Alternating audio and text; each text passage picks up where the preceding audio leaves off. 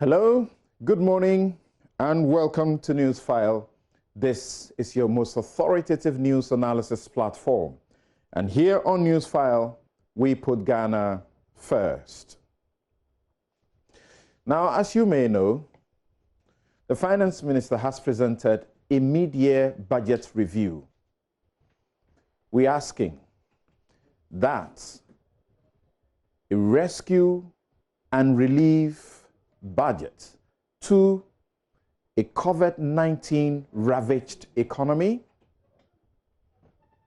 will deal with the most important parts of the budget and the Obatampa project that the government intends to roll out in the next 3.5 years if the NPP is successful at the polls.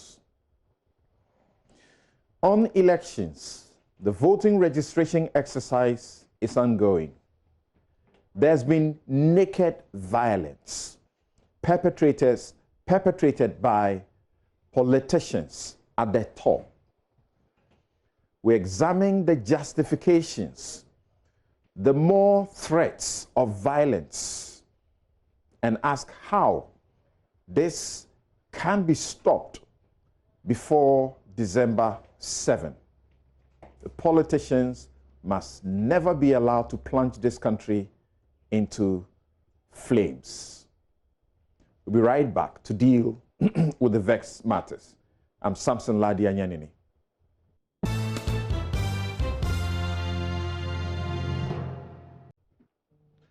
You're welcome back. This is NewsFile, is your most authoritative news analysis platform. And here on NewsFile, as you know, we put Ghana first. I'm your host, Samson Ladi Anyanini. I'll introduce my guest to you in a short while, but let's begin by listening to a few of the things that happened in the course of the week in respect of the voter registration violence at Kaswa and the responses that greeted it. Howard Kumsin spoke. Colonel Festus Abuaji has something to say. Professor Kwesi Enin also has something to say, among a few other people. Just take your time and listen to these persons.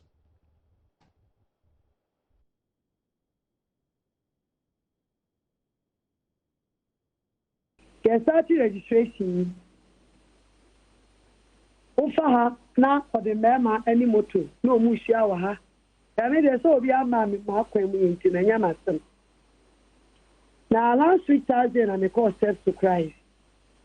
Me call ya no. Na me call to say. Na me bi wo ho mo no friend say mama. Ya me de say wa ba. Na me wona ma na me wasenya me bo wa man. Ti ma me say me number ade tinye Friday me no ka tell me say. The amount for free dynasty at the back inside there. I want a school. And you see a science school. 85 days now in around. Naja, Saturday see a break here now. Manko. Now, children no home information say, you say what time again and cophobia in Sawam. Abba.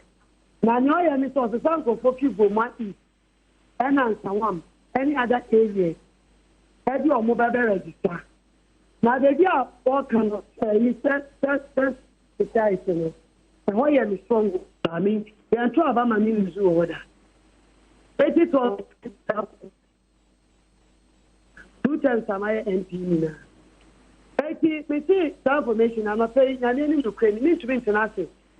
Now, young Kofa will be MP baby, Maso Mamma register with Crum. Now, about to like Obi Matwa Bamaka. Me sorry, call polling center. And now, I don't know, my name manager Kasai. And yes, okay, I call. Now, you never panako Kasan. You could do here. Now, my manager credit to that. Honorable Mabel, Sabana, a Yabobani Toto, Abra Okono, or the Memaka on Hokoi. Oh, now, sir, I hear you cry, Miss Memana. Politics, they say, many amount want to me yet, Mamma. I remember now, no Mukro, and do it. Maybe anywhere will create to a Didimechi. Omo no nkwa no obi ankura weapon bia. Obi ankura weapon bia. Eti etu na kasa e no na bo efi he. Ayami ana me ma warning shot. Wan kasa wo MP no. Na wo kura tuo be na kita o. Mpato mi ntumi nkyere. Wonim tuo no. Ana so obi sa say ba de send ma warning shot. Oh dabi meba no so ba mpese me hu etuo kro na kita o no adaroma. Me ntumi nkyere we etuo kro.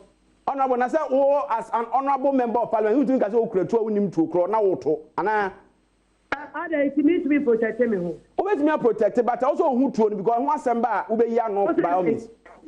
Ana o say dey. Me say etuo no o ekitao ebi ya license ya license ya me protect wa me license. Aha ite e na etuo wa license de onim tuo kro ntina me bisa say etuo ben ya. Ana me ka to say me mbo ni tuo ni din jobe ta to say my license ni tuo. Na say wo ko eye center ho no aboa wo ho dada sa na mpese mi hu. Ma aboa me hu okwan na so.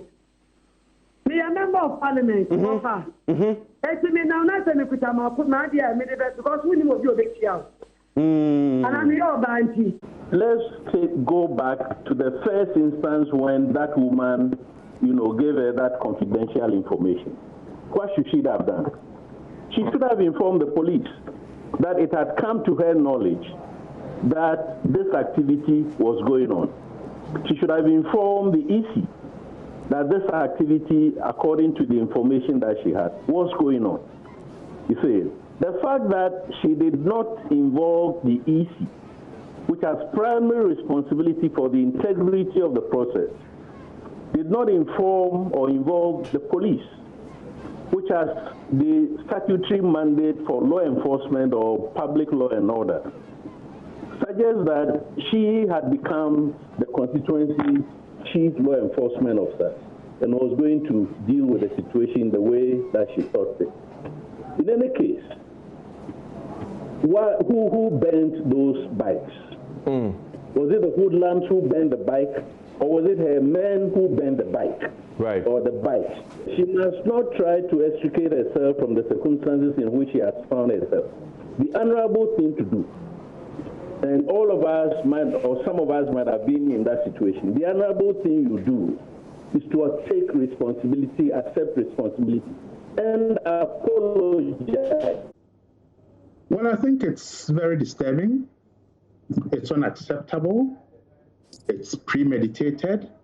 And in her own words, when she heard instances of supposed violence, she stated clearly, Onyema Sema, that is not my business. So, to get reports from individuals, to leave her house and arm herself, supposedly with a registered weapon, probably she's been taught how to fire in a crowded area, and to behave in that manner is putting life at risk. The dismissiveness about the gun type, and then her statement about the licensing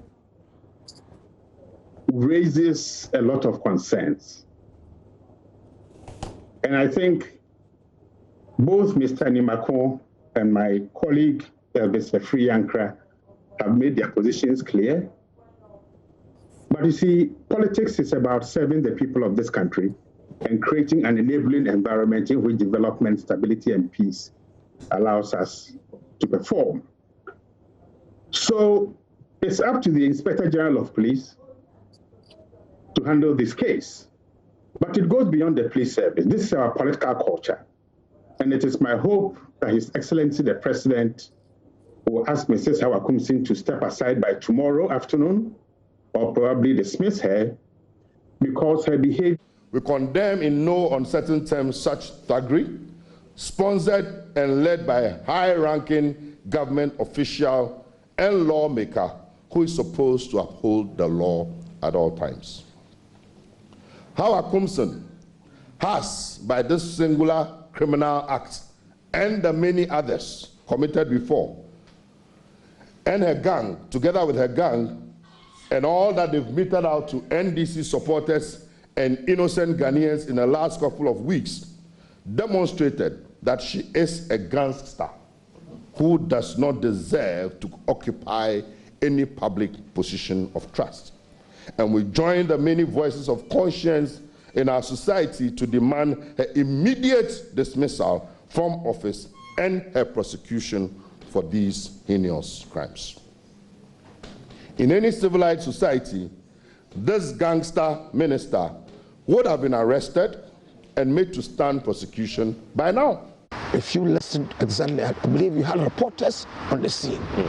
And based on the report from your own reporters and some of our membership and independent bystanders of what took place at that place. There was a surge of people, some on motorbikes, and rushing at the MP who was going around to inspect what was going on, encourage people say you shouldn't have been there, and so forth. Encourage members of the party and the public, and even NDC people to patronize the registration exercise.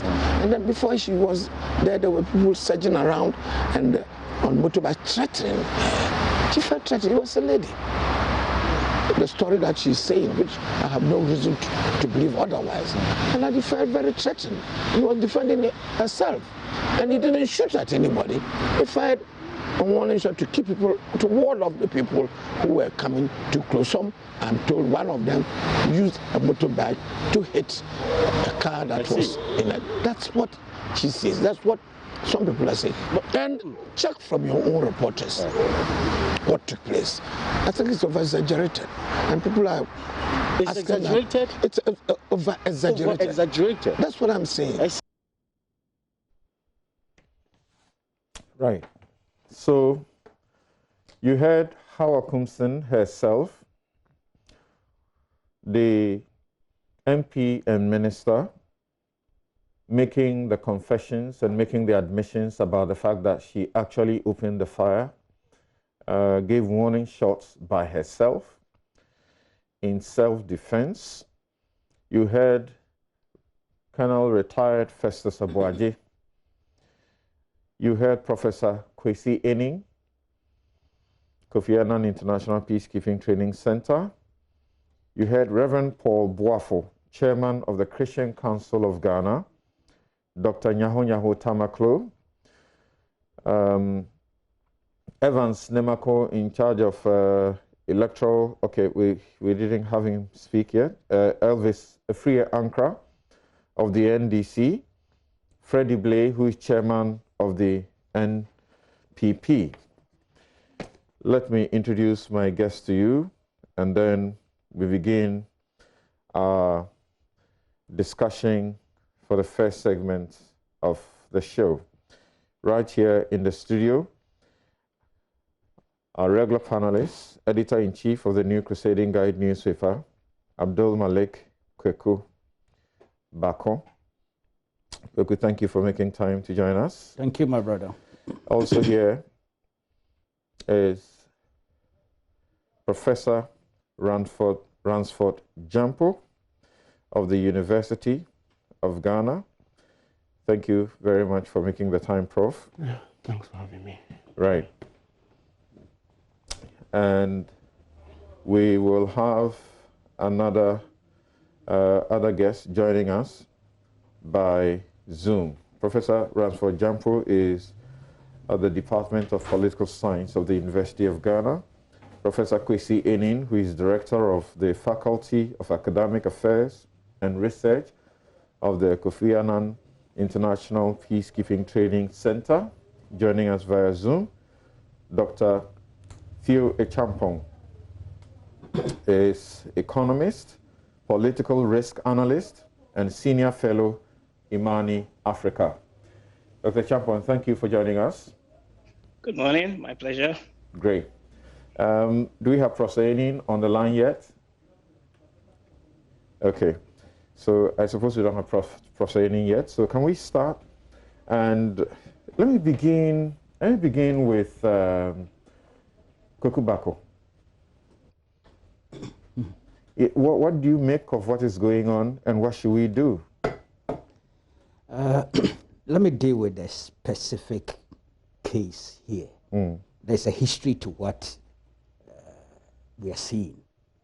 And last week, if you recollect, I recollected some instances. Right. And which involved gunshots and across the political divide. There were people who didn't understand me and thought I was doing what they claimed to be equalization. But I'll deal with this specific before I look at the global historical picture.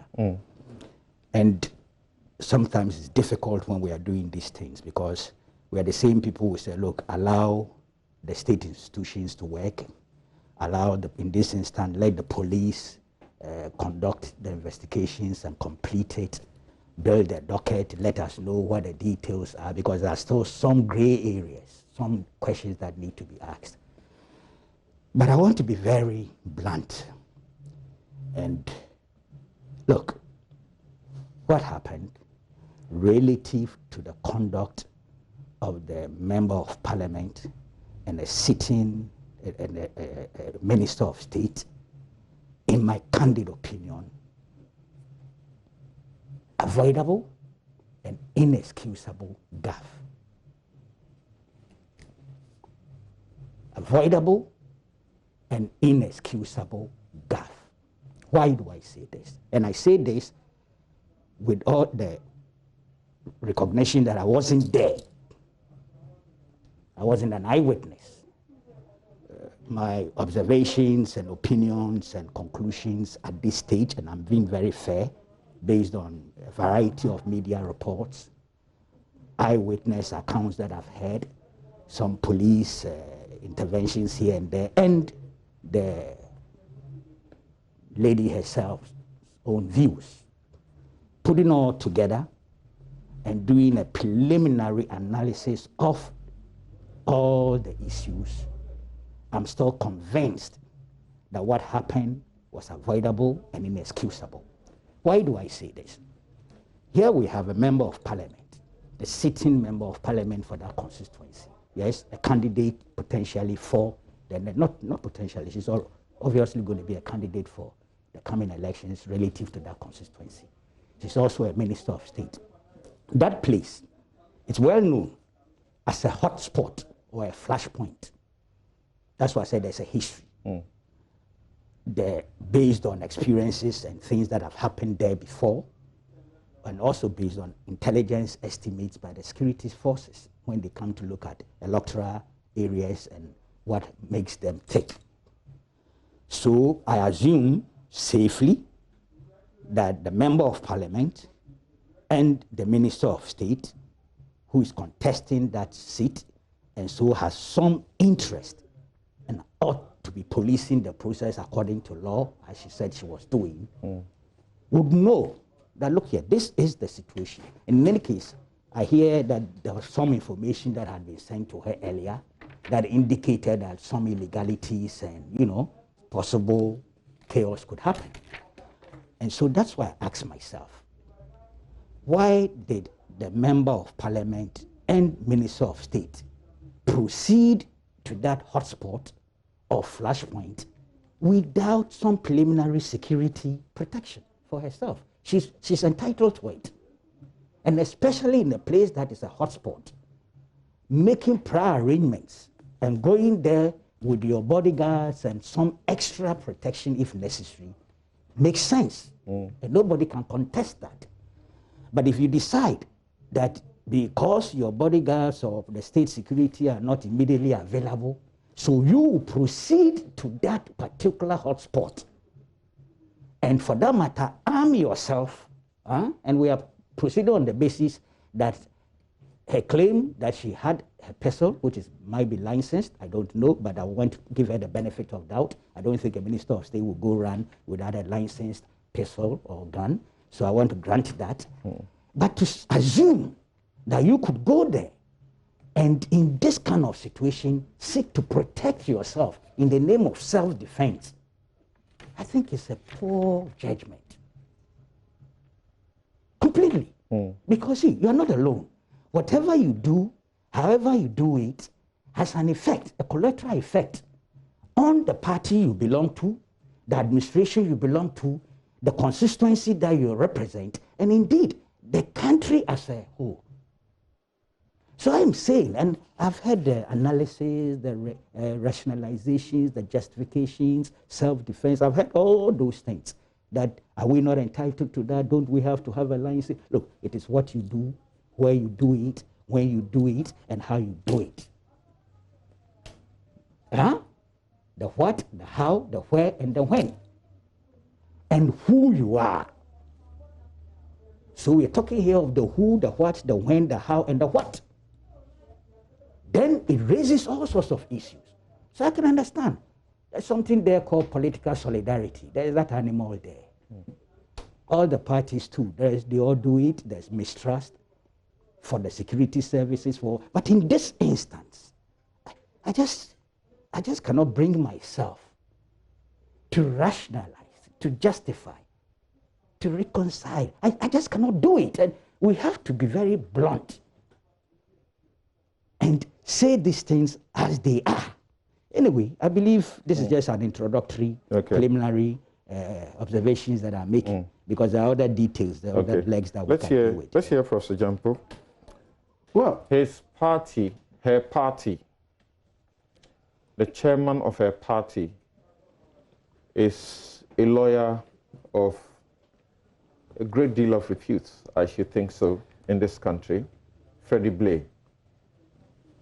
He has analyzed the circumstances from a legal perspective, and he says this is in self-defense.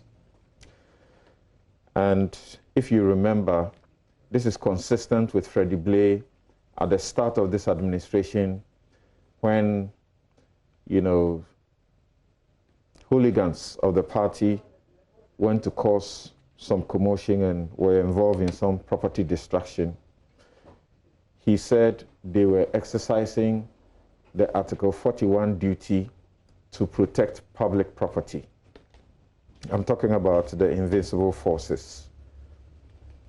Esla Owusu-Ekafo is also a lawyer of some great repute, if you like, in this country.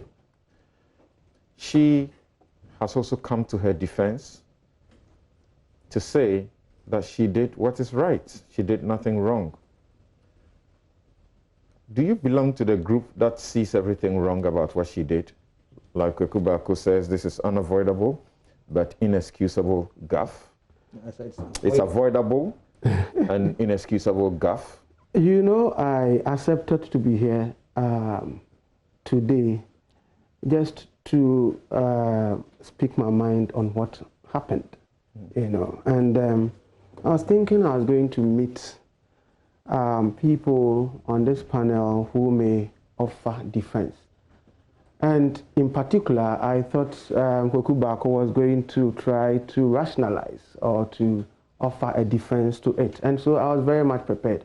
But listening to him saying that it is unavoidable and an inexcusable gaffe, I don't know whether I have something more useful to add to it. I think he said it all. He summarized whatever I wanted to say. You know, what happened can only be rationalized as a show of the height of political infantilism in a nascent democracy like ours. I don't see why anybody who has his political head properly screwed on would offer a defense. I mean, if it is wrong, it is wrong. I'm thinking that, you see, because power corrupts... I don't see why anybody who has his political head properly screwed on would offer a defense. Freddie Blay has been MP, he has been a deputy speaker of parliament, he's chairing the governing party.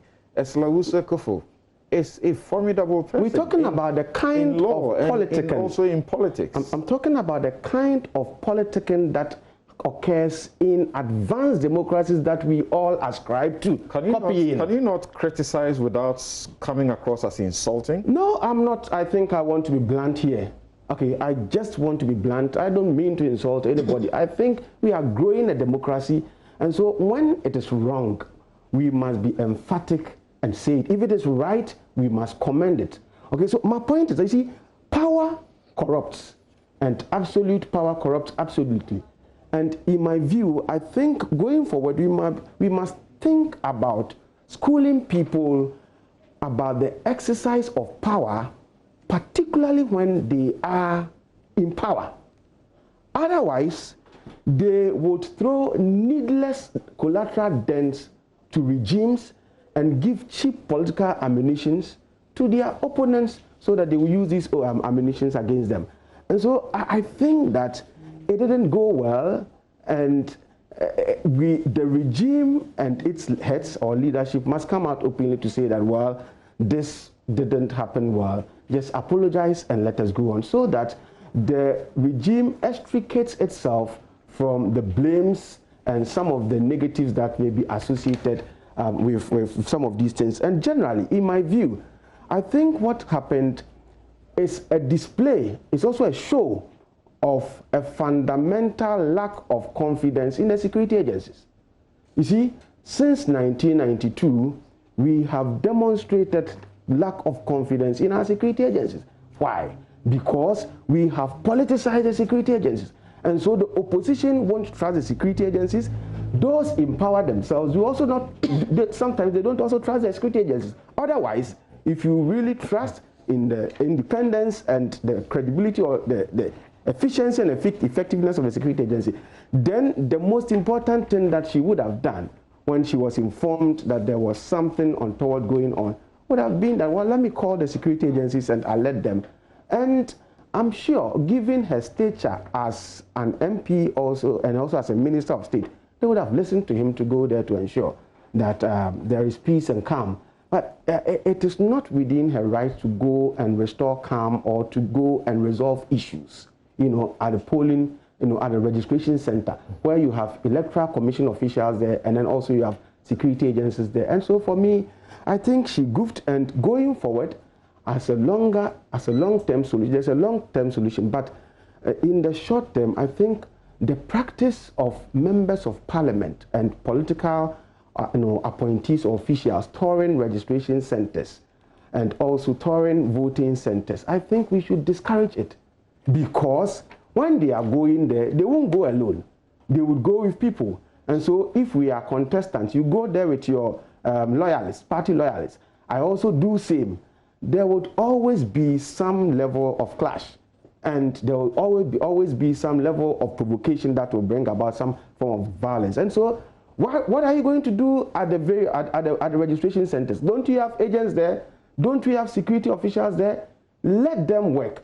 But if you want to go there for whatever reason, then go there alone, probably in a company of your security, rather than going there with people who may go and provoke, and then it will lead to reaction and then some form of violence. And so generally, I think as a short-term solution, let us try to avoid situations where, it may be worse if we don't do some of these things. There's going to be an election, and you may have aspirants touring polling centers. Will they go there alone?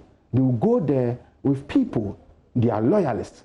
And if you have another aspirant coming there with a loyalist or some loyalists, then there will be provocation and there may be needless clashes. And so let them not go there. Let them train people to police the processes for them, and then let them trust them to do a good. If you are not able to recruit the right caliber of person to go there to oversee the processes or to police the process, then you will have yourself to blame. And so let us think about some of these things. But on a longer term, I think that acts of thuggery, I don't want to call it vigilantism. To be vigilant is just to be watchful. But you see, acts of thuggery that surrounds our electoral processes and voting and registration processes would not stop, regardless of the laws that may be passed. It will not stop unless we do something proactive to depoliticize the security services of the land. Okay. I was part of those who did research to draft the Presidential Transition Act. Right. There were certain officers that we said those officers must go with the president, and there were some officers that we said for them they must remain. And I think the IGP's office was part, but it was not listened to. Thank you very much for making the time to join us, Professor Kwesi Enin.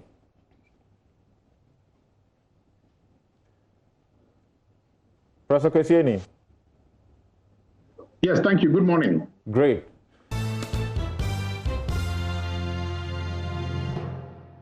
Good morning, and I'll have Dr. Theo Champon listen to you first before he also comes in with his analysis of this situation. From where you sit, what did Hawa Kumsin do wrong? That she carried a gun, or that she used the gun to, as it were, deter people from, she says, attacking her? What wrong did she do?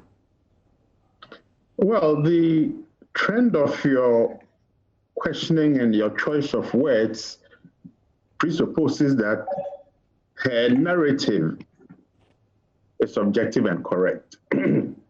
But moving on from there, you know, it is not the responsibility of public officials who have an official protection detail to decide to protect themselves, even when there are other law enforcement agents on the ground. That is number one. Number two, if, as we've been told, she had been informed previously of people being buzzed to the center, plus indicating that someone had promised her that if similar cases continued, she would be informed, and she was duly informed.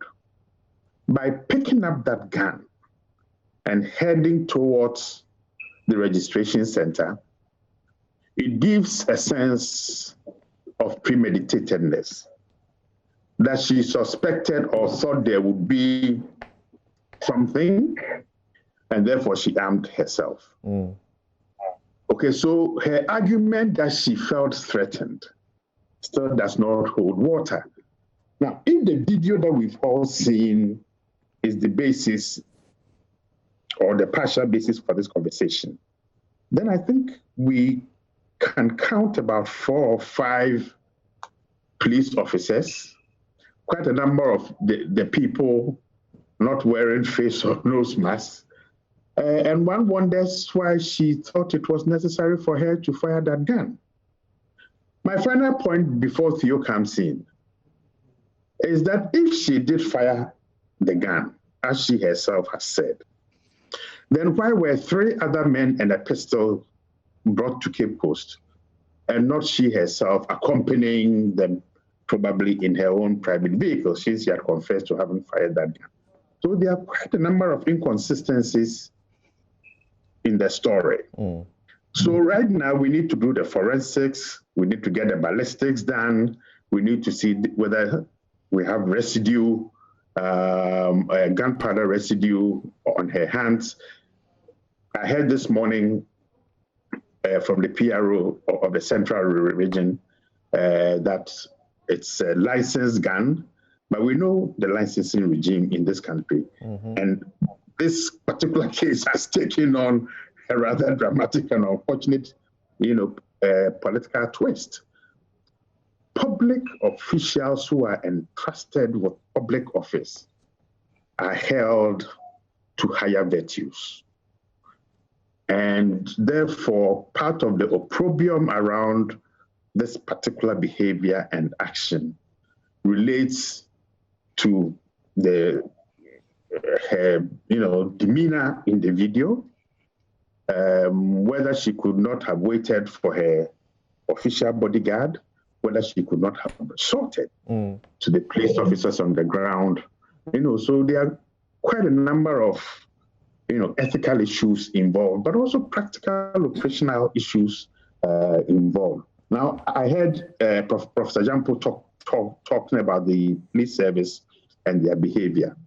In this particular case, similar to cases where, high-profile people are involved, precisely because this is an election year, and it makes the case a little sensitive, and we need professional performance from the police that elevates whatever conclusions they draw beyond any shadow of doubt. This professional performance, the professional performance from the police you expect. Yes. How much of that should be their engagement with the public on the investigations they are conducting to engender trust in them? Because as we know now, there's a problem with the trust for the police. Well, there's a problem with the trust. There's a problem with their neutrality. There's a problem with their effectiveness. But there's also, even more disturbingly, an increasingly strong alternative sense of law enforcement. If I heard Professor Jampo right, he didn't want to use the word vigilantism. I don't know in what context, but we are seeing vigilante provision of justice and law enforcement duties, but even more disturbingly, are alternative sources of power and authority beginning to emerge, in which police authority and professionalism is consistently being questioned. Now, we cannot and must not have that, even in the short, medium to long term, because the police service is the institution enjoined by law to become our frontline agency. Okay.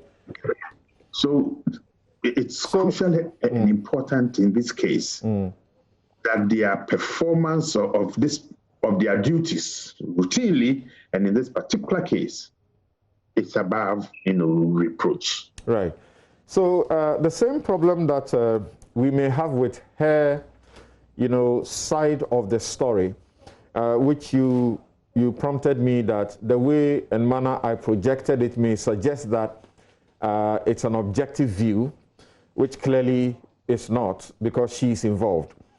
There are other stories too that suggest that the sounds of the firing was not one, and clearly would show that there may have been not more than one doing the firing, and that may corroborate, may corroborate what you raised about the 3 other men who have been arrested.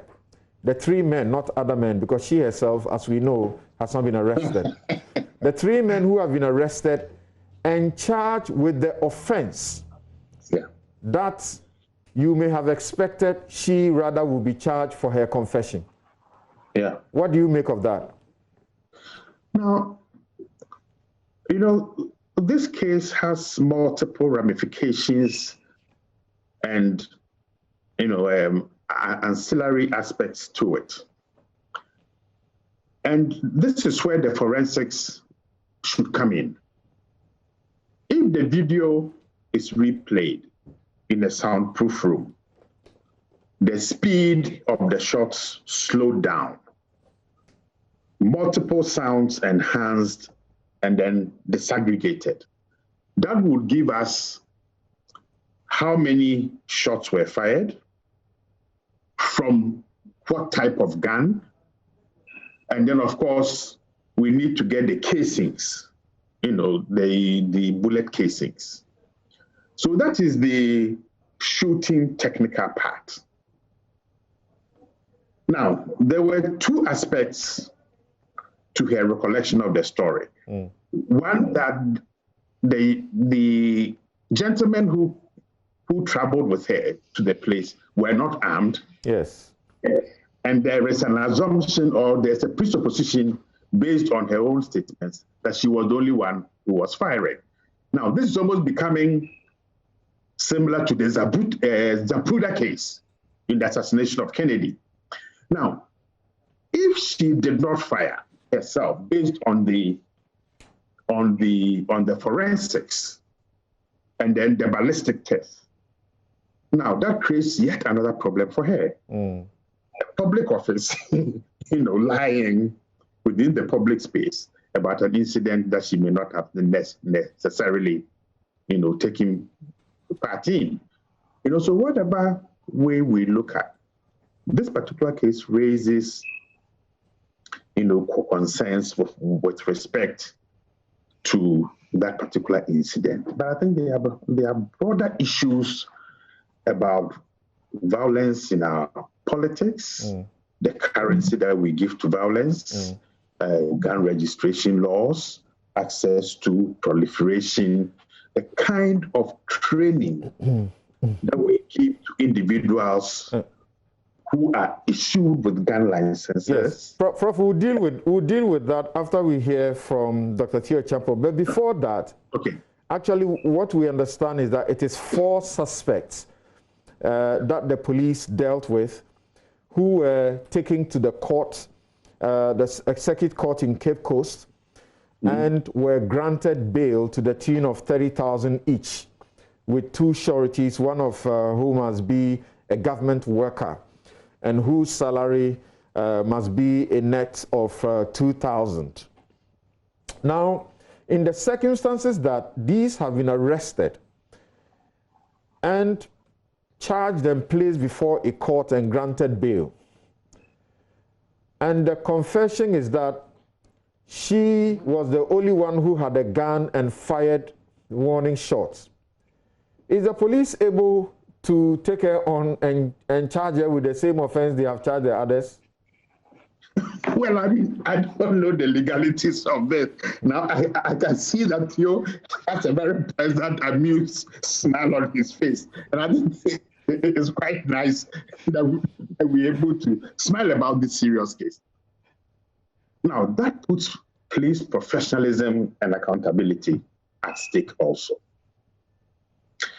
Because if we remember the day and time the case happened, her own confession of having been the shooter, and the time it took for the police to invite her, and a rather interesting statement this morning that there is a license covering the gun, you see that the sequencing raises concerns about how much information is put into the public domain at what time, and the veracity of what is being put into the public domain. So there's a problem with the sequencing. Now, if they've, and this is where we need the sound engineers to help us. If the sounds of the shots were different, or the timings sequenced in a way that it couldn't be one gun, then where was the second gun over that period? Has it been wiped clean? Have the fingerprints been taken off them? These guys who were brought to Cape Coast and placed before a circuit court, and before they were bailed, were tests done to see that there were remnants of gunpowder on their fingers. So there's quite a bit of information that would need eventually to be put into the public domain. And putting information in the public domain to help bolster the trust for the police. And you speak about some bit of delay in the sequencing and how things have been put in the public domain. Once they invited her yesterday and then said they have retrieved the gun, should they immediately have been, for example, sharing with us the certificate accompanying the gun? Because people have suspicions that once it involves... I actually would have liked to see that certificate. And more importantly, to see, or for somebody to subject the writing, the signatures, the age of the ink on the paper, the type of paper, to some test. You see, because it's very crucial here. One is the story, her story. The second is the manner in which some people were arrested, one gun taken away, a couple of days later, giving enough space for the perpetrator of the shooting act to have cleaned the gun, removed or tampered with the forensic evidence, and then subsequently, we are now told about a legitimate license covering the gun. Right. All these things to see when it was issued, the type of paper, whether the type of paper we are using now, the watermark, so the Ghana Police Service itself is now being watched very closely. Okay, so when you speak Now, when you speak about the type of paper, whether it is now or some paper before, and you talk about checking the age of the ink, you actually preempt the part of the question I was asking you, and that is the suspicion that a defense lawyer initial suspicion will be that the event having happened on Monday and the police having waited until Friday to give us this information, the suspicion will be the possibility of issuing a valid certificate if one did not exist, issuing a certificate in her name if she did not have one, or the gun may have been registered in someone else's name, because if you are found with a gun without license, you could go to prison. This is first-degree felony. You could go to prison, as it were, for life or for a longer term. So how do you propose that this kind of examination be done at this time? And what, again, can the police also do to disabuse the minds of anybody who has suspicions that they may have assisted her to procure the requisite license to avoid being punished by the law? Well, there is a long history of falsification within the Ghana Police Service. And the Tibiru report of 1986 specifically focused on official falsifications within the Ghana Police Service, dealing with letters concerning promotions, passes, exams, to the extent that falsifications were so professionally done that they couldn't be differentiated from the original documents. So there's a certain historicity to the suspicions that people have, the concern about the certificate, its age, legitimacy, and possibly how it came about. And that is why, look, I'm one of the greatest fans of the Ghana Police Service, and I shudder to think what would happen where all these questions that we are raising turn out, to put the police in a rather bad light. So I'm really hoping these things do not happen and that the professionalism will shine through. But to get the trust that they need, because the Afro Barometer tells us very clearly that trust is an issue. So to regain the trust of the public, I think they have to come clean. And then be very careful with their utterances. So my final question to you before you go to Theo is this. The law allows one to possess a gun by going through a process of licensing. But if you were found with a gun on you and you didn't have the license, then you are committing a first-degree felony according to Section 192 of the Criminal and Other Offences Act. So, granted that she is found to have been an owner of the gun and duly registered same, then there would not be a problem. What will you say about the circumstances we know about how the gun was used, looking at it in the light of Section 7 of the Arms and Ammunition Act, which says a person shall not, except in accordance with the terms of a permit, except in accordance with the terms of a permit granted under this act, or with the prior written consent of the Inspector General, prior written consent of the Inspector General of Police, publicly display any arms or ammunition or discharge a firearm or any other weapon in a public place. Either the terms allows you or a prior written consent of the IGP, you cannot publicly display or discharge a firearm or ammunition.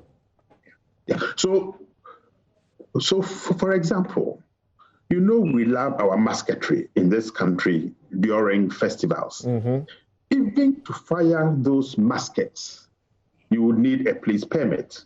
Yeah, according to section 7, subsection 2 of the Arms and Ammunition Act, you need a permit. Yeah, but we are now seeing people firing pump action during festivals and seeking to legitimize it. Now, when you fire or you use a firearm within or in a crowded space, you endanger people's lives. And I think part of the concern is not just the endangering of people's lives, but also that you hold a public office in which one's behavior is reflective of what people, or should be reflective of what people expect. So the concerns about all these is that, but I think try and check also whether around the licensing regime, there should be stuff about how the gun should be protected at home and how people should be giving some training prior to discharging those firearms in public. Okay. Look, the conditions under which people should discharge a firearm must be very extreme. Certainly not when one's life is not directly in danger.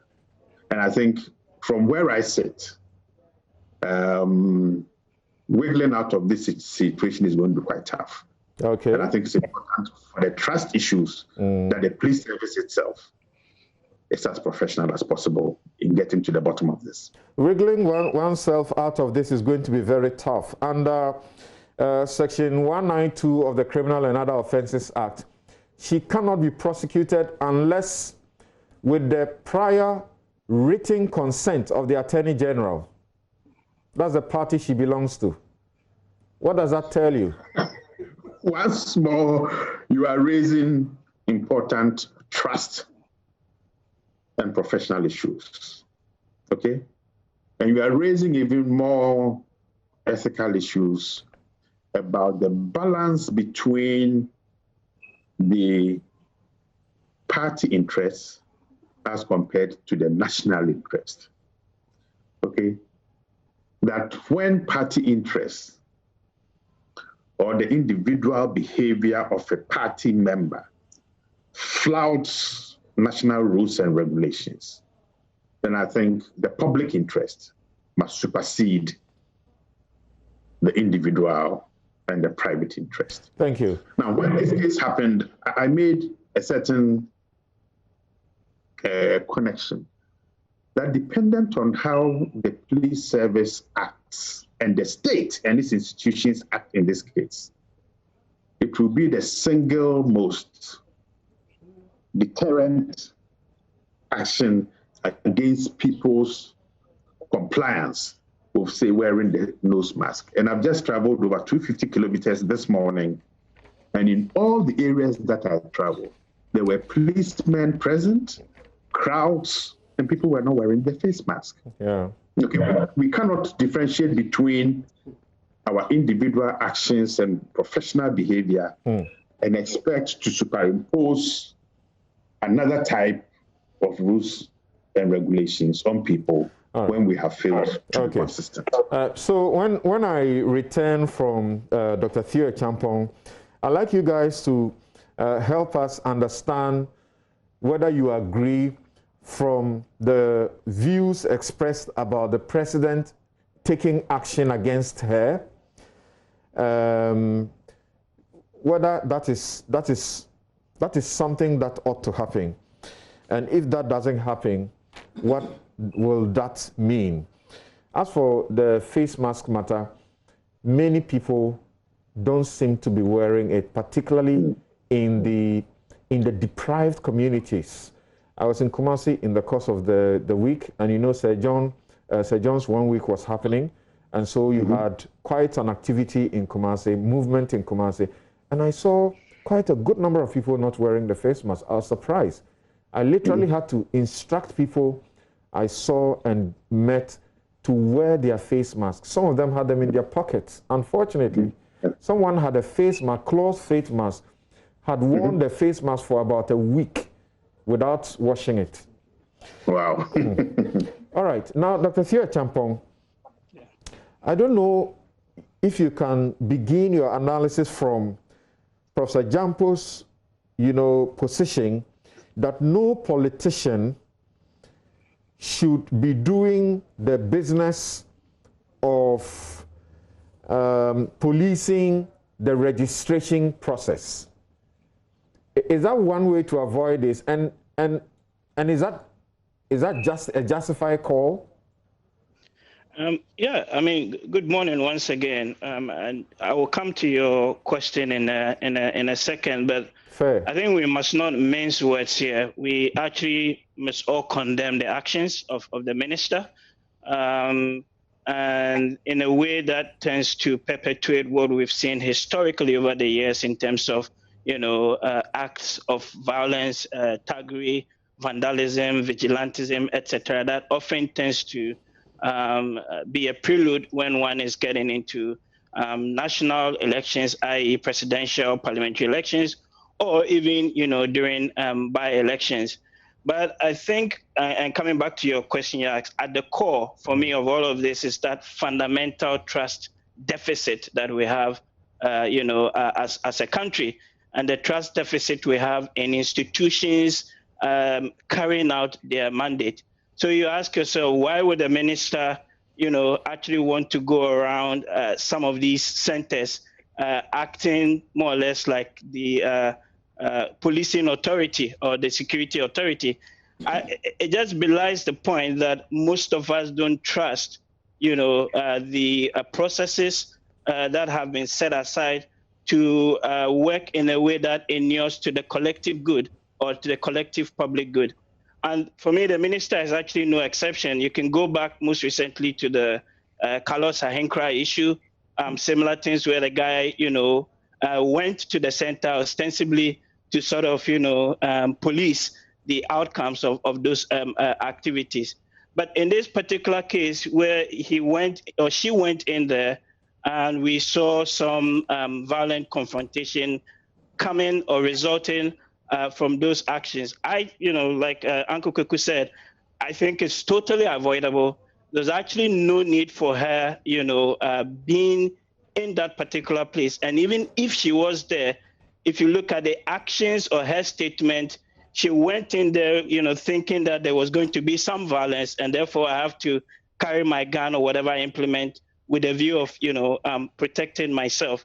There are questions around the forensics that would have to be resolved, i.e., was it just one shot? Was it multiple shots? Did she fire it herself, or it came from some of the other security persons? That I'll leave it for the investigative authorities.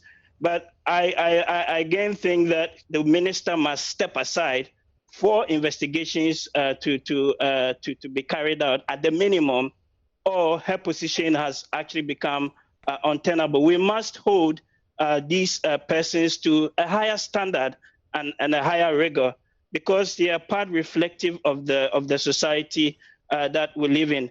But at the core of all of the issues and all of the discussions, really, it's a fundamental trust deficit in the society that we live in, and the trust deficit across all manner of institutions, including even with like the security services.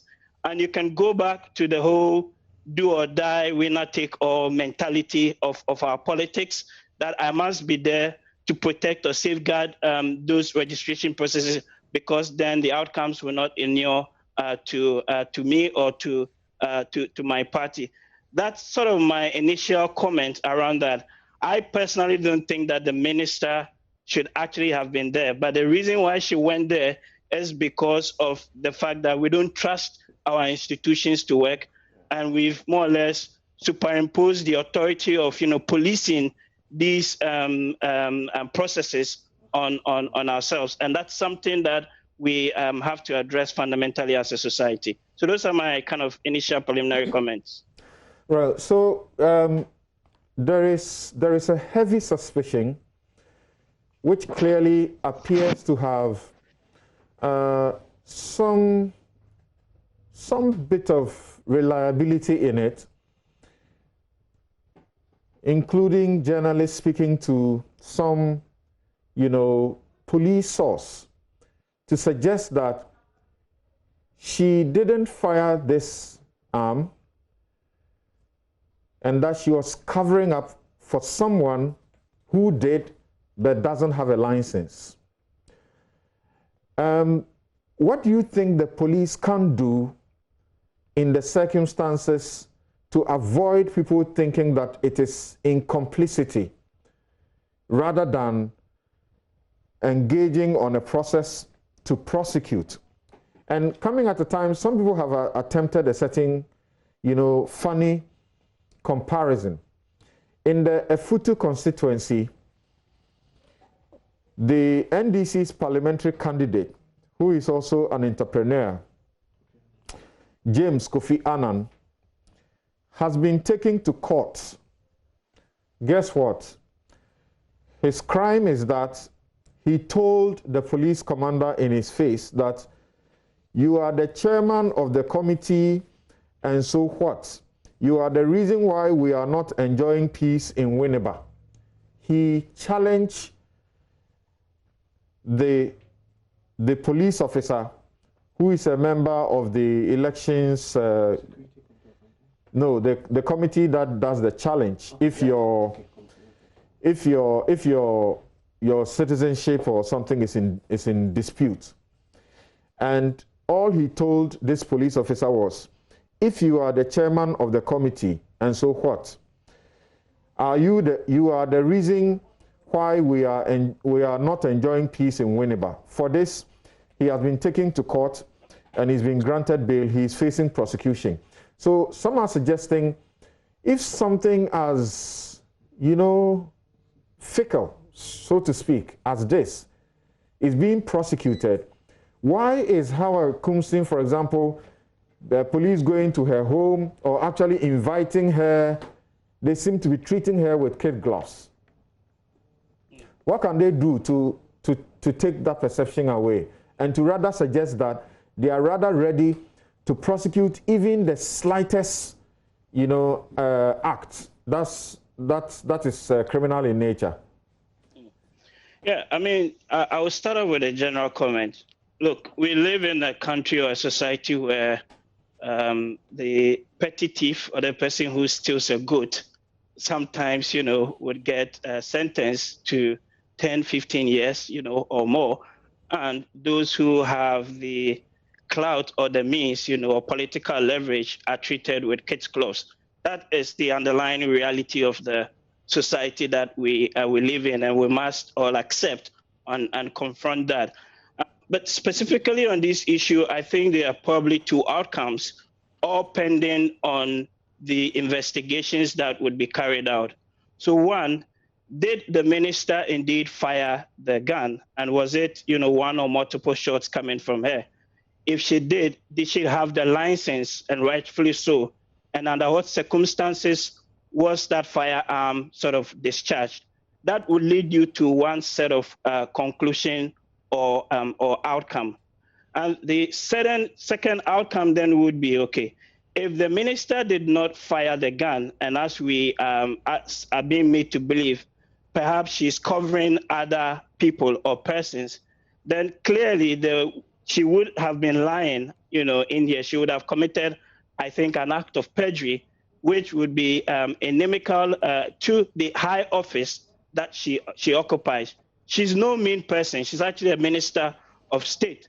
So if the investigations come out and clearly establishes from the ballistics, etc., that there were multiple shots fired, it did not come from her gun, but from other persons or entities involved, then she would have actually lied, on oath, because the tapes are there for us to all, listen to in terms of what she said herself.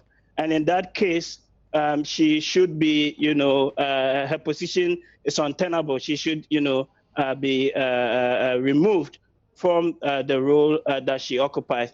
But it all comes back to how fast the security services or agencies would be able to do this investigation without fear or favor.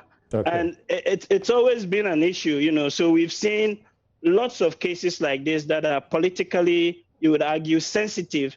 And then, a few weeks down the line, it's like nothing happens to it. Okay. And we're all back to the default, position. Right. And you can go back to the recent Ayawaso West war gun incident and the recommendations from the committee or commission that sat. And you can pretty much pinpoint similar circumstances precipitating the sort of actions or outcome we saw, the Honorable Minister do. So right. We know the solutions. We know what needs to be done. It's a question of, are we treating some of these high-ranking officials with kid gloves? Okay. And are the security services, for once, prepared to, do something that is in the collective good of the population? Right. Because as Ransford just said, there are elements of politicization in the security services, and that sometimes also can serve as a constraint against some of these investigations. All right, so we will take a quick break here. When we return, you will all confirm to us whether you agree to the calls and views that she should suffer the ultimate somewhat for it, as in be dismissed by the president, or that we should hear the president about this somewhat. And then we will also have you quickly also analyze the posturing of the NDC on the back of some of these developments. You have heard naked threats from the NDC in the name of asking its members to get ready to do self-defense. Do people really understand what self-defense is in law? And how do we ensure that the police gives us a semblance of a sense of safety together with the politicians going into December 7? We'll be right back.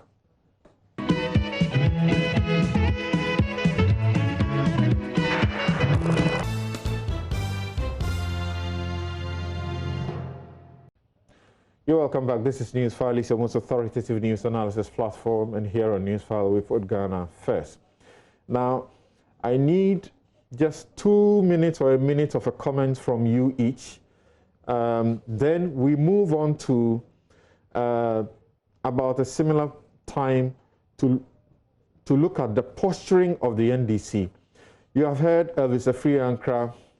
You may have heard the party's youth leader earlier. You may have heard Sami Jamfi also now. As if we were in a state that there was no security in charge. So first, do you say anything should be done to her by the president? And why? Well, I gave the Esla example. She was battered in, is it a somewhere in there? She was battered, and she said, imagine she had a gun on her at the time, a licensed one. Who are you to say that she shouldn't have used it? Yeah. Yes. Well, I think before I answer that question, let me clearly make this point that my earlier submission, the expression that I used, that anyone who has his or her political head properly screwed on would condemn the act that took place. I mean, I use that expression not to insult anybody, but to make the point that anybody who has a fair appreciation of the norms of politics will condemn. And so, if people felt I think you can disagree with the other views. Yeah, I mean, without the use of, if you have your political head properly screwed on. Well, so I mean, I take that as a comment, and if anyone felt offended by that, I withdraw that and apologize. But coming back to your question, I think the police has a good opportunity now, using this case, to rebuild the trust deficit that we have in them. Let there be a solid investigation into the matter first. I mean, you are asking whether we should go with the call that the president should sack her or not. I mean, regardless of my strong views against what happened, I think that let us approach the matter with some amount of trepidation. Let us be cautious. Let's allow the police to do some investigation, hoping that they will use this opportunity to rebuild the public trust deficit in them. Now, once the investigations are over, we'll be able to know what. So once we say that, let's just add this and get the sense of how you guys feel about it. The NDC, you heard Free Ankra, you may have heard other members of the NDC. They are simply asking their members to be ready to do what they call self-defense. And some actually use words like they should pick anything, you know, they find at their disposal to reply people who try to harm them because the police is being lethargic, is being inactive. Let's listen to this one. Comrades who are listening to us this afternoon, do not sit aloof and allow these cowards and criminals to beat you, maim you, and even kill you. You have a right to defend yourselves. Mobilize yourself. Come together. Whatever you can get, you can get to defend yourself against harm, against death, do so. Call on us anytime you need any support, and we will stand by you every step of the way to make sure that we resist this oppressive rule, this rule of terror and tyranny we are all being subjected to. And we know we shall prevail at the end of the day. There was an addition, a warning to police or security officers who, okay, let's listen to that one too. Okay, there was an addition, a warning to police and other security officers that they see or feel are simply not being professional, but, you know, yeah, not being professional, that if the NDC comes to power, they should, that would be the end of their profession.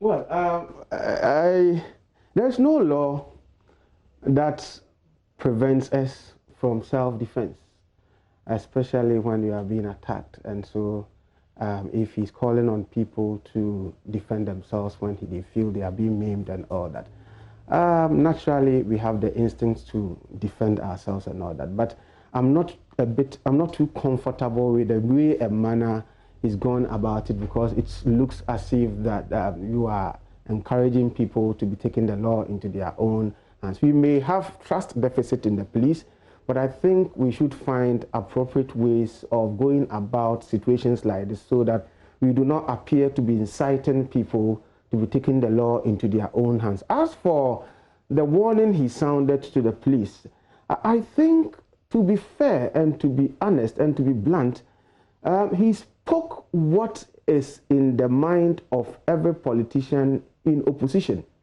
I mean, just that being a young person, he was influenced by youthful exuberance to say the kinds of things that is unsaid, but which I know that when they get into power, they will do. And I've, right from the word go, indicated that we must rethink the way and manner we have politicized our police, service, because it is an open secret that, look, every regime that comes into power would want to do something to the police headship and all that. And in that manner, you politicize it. And so, while he said it, it is unfortunate that we are trying to bastardize and politicize, such credible institutions that are supposed to ensure that we have some law and order. And I think it's something that is regrettable. Yeah. All right.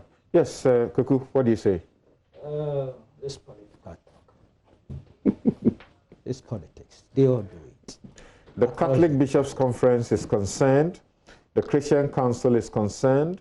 The National Peace Council is concerned that all of these things happening and the pronouncements and the posture of the police too, like you said last week, they don't seem to be doing what they must do to give us a sense of safety ahead of December 20. I was being specific to the Samijan fee pronouncement about we are ready to resist the fight and all that. This is not the first time I'm hearing such things from the political elements. All my life, I've heard it over and over. Most times it's just cowardly, ugly noises. They don't have the capacity to effect anything that they say. The other side about the caution or the warning. Did you say they don't have the capacity to effect anything? At least we have the recent example of Ayawaso that we have. No. Ayawaso were gone. Ayawaso, see, let's be honest. The elements that went there were state elements, state actors. Right. So maybe the more proper examples would be before Ayawaso, the other incidents that we had. We've had Chiriponi, Atiwa, Equatia, and all that. Even Chiriponi was a state actor. Was a member of the national security who was doing the shooting, and we never investigated or dealt with it. I'm talking here of a political communication officer making the noise he's making. He doesn't have the capacity to effect any action. And that's not where my problem is. Because see, look, I don't want to sound hypocritical. Across the political divide in this country, I've heard these things over and over again. Okay? So that's not what I'm dealing with. And that's why I said that's politics. The other aspect. But doesn't this promote the situation we saw where a young man was killed? Yeah, but even then, I made that submission here last week.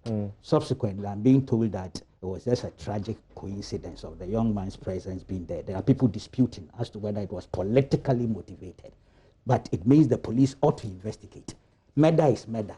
Whether it has political correlation or criminal correlation is not the point for me. Murder is murder. If the police investigate and that proceed to the other aspect you was not politically motivated, there still must be sanctions. But the other aspect is the aspect about threatening or warning some policemen or military men relative to their security of tenure, and that the very day, in the most unlikely situation, this is where my bias is, Akufo-Addo loses the next election, the very next day, these police people will also lose their jobs. You don't speak that way. First of all, there are procedures. There's a due process to deal with police, recalcitrant or errant police people. So you stand on a platform and you make this kind of statement. It's a reflection of your level of understanding. There is due process, but we also know that the politicians can use process that is not due process and deal with you. Yeah, but you are saying that the very next day, the day the president exists, the people also exist. That's complete misunderstanding of how the process works. That's the point I'm making. So it's like an infantile outburst that is avoidable and inexcusable. It has collateral damage for your own political platform. These are things that you don't see. That place, I'll put some value on it and analyze it. The earlier one, my brother, forget it. They all say so, and they defend it. You understand? And I've heard it so many times that I don't let it worry me. Most times, many of them have no capacity. I understand. You see, I have a philosophy, I prefer ugly noises to the culture of silence, even though I know we should strive for responsible speech, the middle line. But honestly, you cannot actually legislate against these kind of noises. When Samir Wuku and others like him suggested that their party people can pick mortar and pestle, among other things. We came down heavy on them. It's the same thing I was talking about. It was political talk. We criticized them. Some of them is being criticized left, right, center. That's fine. Let that proceed. Let that go on. That's all I was saying. Okay. I'm placing more premium on the second leg. All right. That's where my emphasis is. And I'm saying that clearly shows that he doesn't even understand the dynamics of governance and how police administration and things works. You can't do that. Look, we've had a history of police people being dismissed left, right. Some have gone to court and won. Yeah. You know that? Judgment debt and all that came up. So for a communication officer of the major opposition party to go in that direction, if I were President Mahama, I mean the flag bearer, I'll call him and caution him, okay? Even if perhaps reprimand him. Now let's talk about the Howard thing in terms of resignation. Look, resignation is more or less voluntary, and she can exercise that option on her own at this material moment. Dismissal or suspension, relative to what the president must do, the president could either exercise the discretion of suspending or dismissal. But I think it would be a bit prejudicial at this stage when the police investigations are ongoing. The president, being a lawyer and all that, may want to wait. Okay? As for voluntary resignations, we've had a lot in our history, even in this government. We've had some. All right. Okay? So that's the way to put it. Okay. You know, and the police people, I want to encourage them like I did last week. Let's grow a critical mass of policemen like Awuni, the late, who in a similar registration encounter, it is the same during the Osler thing, had an encounter with a sitting MP who was a former minister. Indeed, was able even to take him to the police station and put him behind the counter. Okay, and went through all that. He was threatened, if you remember, on your station. I have the publications He suffered a lot for that after. That he should be transferred and all that. He courageously spoke to your station. The publication here. No, and stood his ground. It's not easy, I know. Sometimes like you have been an idealistic person, but please, together with civil society, let's grow a critical mass of strong-willed, hardcore professional police men and women as part and parcel of deepening the democratic exercise that we've embarked on. We embarked on since. But how do you build? How do you do that if you have the police head appointed by the president? No. It's been difficult. Of course, if you go into the Constitutional Review Commission report and things, there were findings, all this were examined. You are talking of the long term. I'm saying that in the institutional structural transformation. That is admitted. But before then, I only acted. Right. So sometimes it doesn't seem like Obama's medicine is the best for us. We need strong men and not strong institutions. It's actually a strong man that build a strong institution. A dynamic combination of Yes. So, Professor Kwesiani, what do you say? Should there be some action politically, administratively on the part of the president and the party? Obviously, we have heard the party. They say the calls are pointless. Should the president be doing anything to the Special Development Initiatives Minister? And what do you say to the NDC's posturing too? Is that how to build a nation? Well, certainly not. Let me start with the NDC's posturing. I mean, I think it's most unfortunate and rather in poor taste. But across board, there's a certain a deficit in political leadership, that people are not willing very quickly to accept and to apologize or to step aside when they do things that are met with public opprobrium. You know, you cannot, knowing where the experience with Rwanda, and because politics is an emotive business, when you use words of don't stand aloof, of cowards and criminals, your right to defend yourself, which is true, I'm not so optimistic as Kweku does that we can just dismiss this out of hand. You know, when you incite people to arm themselves and to undertake violent acts, I think it needs to be taken quite seriously. He may not have the convening capacity to bring people together and then lead them. But out there in the chop bars and the beer bars and the palm wine spots, people misconstrue these statements. I think we need to take it seriously. The general posturing from the leadership of the NDC, I mean, when this case happened, I think Elvis Friankre and I did a program with Evans Mensah. Yes, Evans Mensah. And I think he was more measured that evening. Subsequently, I think one or two other statements have gone overboard, and therefore the concern by the institutions and organizations that you mentioned. You know, political leadership, and when you are vested with authority by the president and people look up to you, the state, because immediately you become a minister, the expectation is that whilst you take care of your party business, you're actually working for the generality of the state and the citizenry. That's right. That when you do things that are found to be distasteful, that you do what is respectful, and then you step aside, so that if and when the official investigations are completed, and you have been absolved, then His Excellency may reconsider to appoint you. I see. But to just say,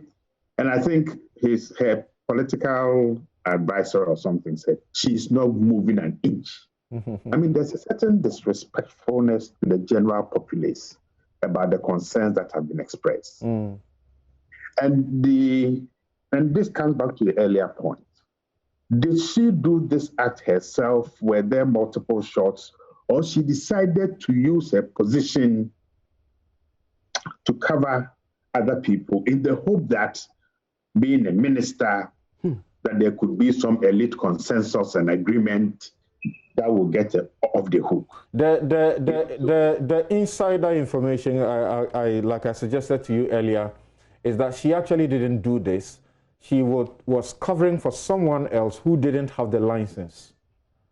I mean, the interesting point, Samson, is the particular individual and her relationship to that particular individual. That is even what makes it more interesting. Okay. But we will leave it there as it is. But let's begin to build a political culture. And I think we could alluded to this tangentially with respect to the police service. Yeah, but immediately, the EC's warning is the way to go. The EC is warning the politicians not to go there and resolve any issues. Will they abide by it? Can the EC even, implement that? No, the politicians have signed a code of conduct. Yes. They've signed a roadmap, and this is not the first time. And okay, we have lost the. And the Kudalo, they signed the same thing. They've signed a roadmap. They've signed the code of conduct. So the real question is, how do we elicit compliance from the political class when they voluntarily sign on to documents with shared principles and shared values, that would propel this country into creating a professional class that Kweku is looking for with respect to the police. All right. Thank us across all institutions. Thank you very much, Professor Kwesienin. And Dr. Thea Champong, what would you say of the posturing of the NDC, and whether you have already suggested that something should be done to her, perhaps she should be asked to leave the office? But again, like Professor Jampo has suggested earlier, these people have representatives at the various centers, and yet they feel they must be there themselves. The EC's call, how do we implement that? Okay, thank you. So just a quick clarification. So what I said earlier was that the decision for her to leave office is subject to proper investigations. But in the short term, what she should do is actually step aside whilst investigations are being carried out. And that must be also swift as well from the security services. Coming back to the NDC and the point, I think fundamentally, we probably would all agree that we all have a right to defend ourselves, and that's something that is guaranteed to us, I think, even, via the Constitution. However, such warmongering statement with, words, I just have a few here, like, unscrupulous security officials, pliant agents of violence against innocent citizens, etc. Stuff like that, we must all actually condemn. And why we must do that? Because, you see, any threat against the security services and against, the very institutions that are meant to protect us, all fits into this whole politicization agenda. And you see that consistently what we end up doing is bastardizing institutions, bastardizing the individuals that run these institutions. And over time, we all collectively don't have any sense of trust in these institutions. And it tends to then perpetuate that, political cycle and things that we want to all break away from.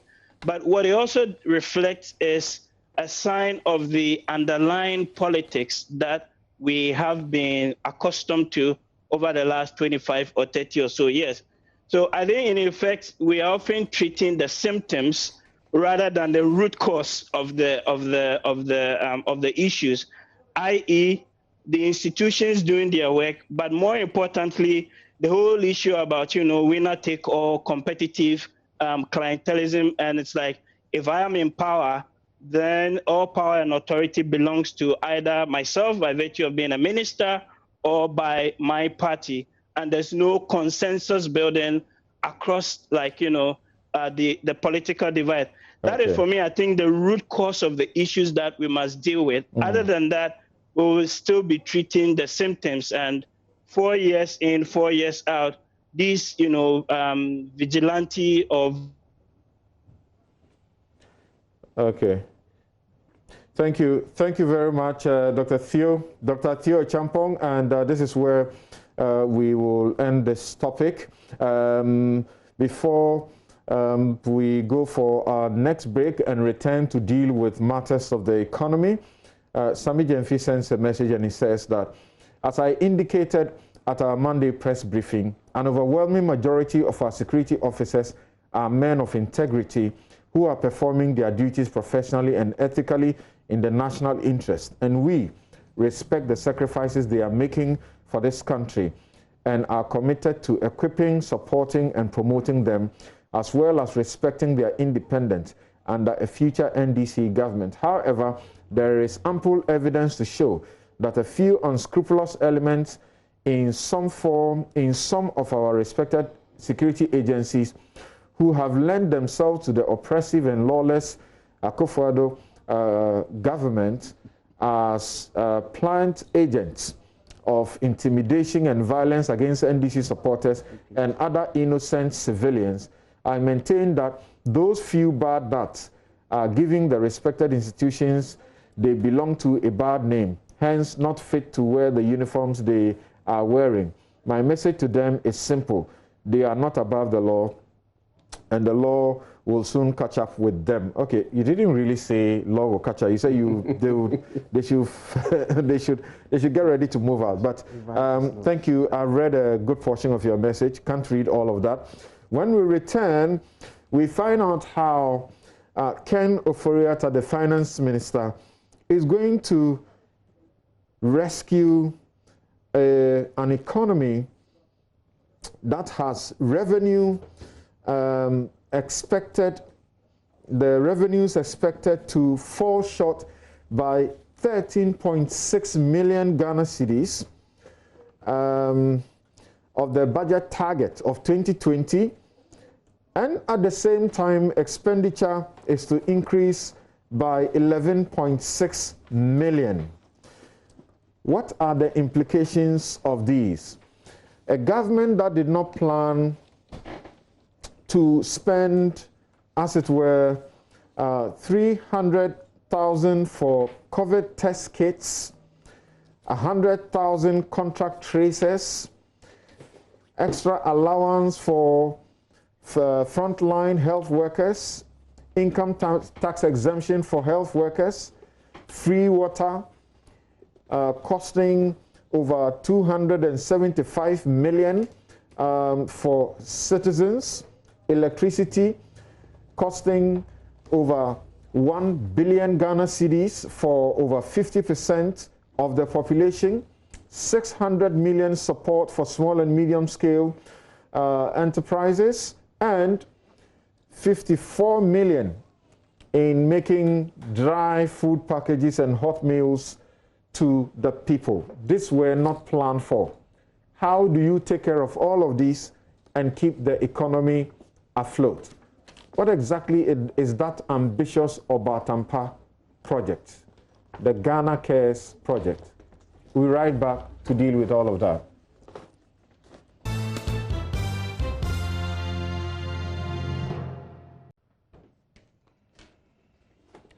You're welcome back. This is NewsFile. It's your most authoritative news analysis platform. And here on NewsFile, as you know, as always, we put Ghana first. Now, to talk about the economy and the mid-year review, the finance minister brought to the House. And whilst you will find that there has been a lot of difficulty because of COVID-19, the finance minister gives some optimism that things will be well, including a 3.5-year 1 billion Ghana cedis Ghana Cares, or what he calls the Obatampa program, to anchor the transformation of the society. But of course, that is hinged on the Akufo-Addo getting another term. A number of issues that we are looking at for you right now. So let's welcome our next guest to join us on this discussion, Dr. Festus Ebo-Texin. He's Senior Lecturer and Coordinator of Economic Policy Management Program. That's the EPMP. Thank you very much for making time to join us, Dr. Ebo-Texin.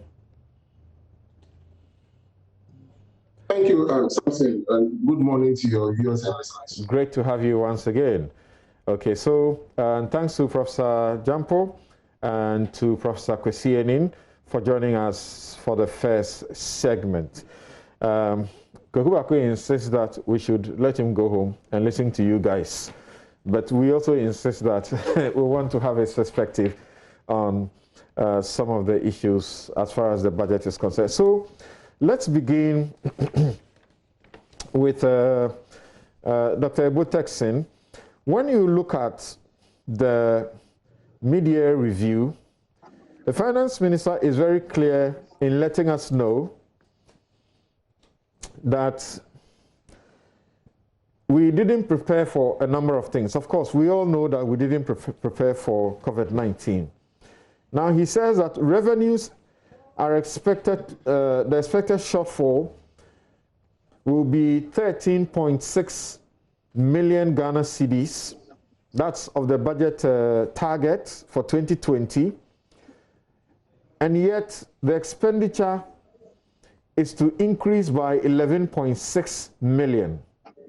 What are the implications of this situation? Okay, thank you, Samson. Now, so yes, we planned when the budget was ready in 2019 to have a deficit of 4.7% of GDP. And so based on the expenditure and then the revenues that were projected to be collected in 2020, that was what we had money to finance. Then the pandemic hits somewhere in January in other parts of the world, and then hits Ghana in March 2020. Now, before even the pandemic hit Ghana, I mean, the first quarter of the year, although our expenditures were almost at the projected level, our revenues had already dropped by 3.5 billion. I think coming from the fact that 5 of our major trading partners had locked down, and so international trade revenue declined. But then in the second half or the second quarter of the year, that is when the pandemic hit Ghana, and therefore, with the lockdown in the Greater Accra region and then the Greater Ashanti region, it meant that government revenues were going to decline substantially, and one in terms of tax revenue, and then secondly, most importantly, the loss of petroleum revenue because oil prices had declined because of the pandemic and also other issues with the supply of oil on the global oil market. And therefore, over that period of time, and up to even the end of the year, we are expecting a shortfall in government revenue, which is going to be about 3.5%. But the pandemic itself came with costs. And if you remember, as soon as the pandemic hit, the president decided that in the best interest of the country to contain the pandemic, we have to lock down.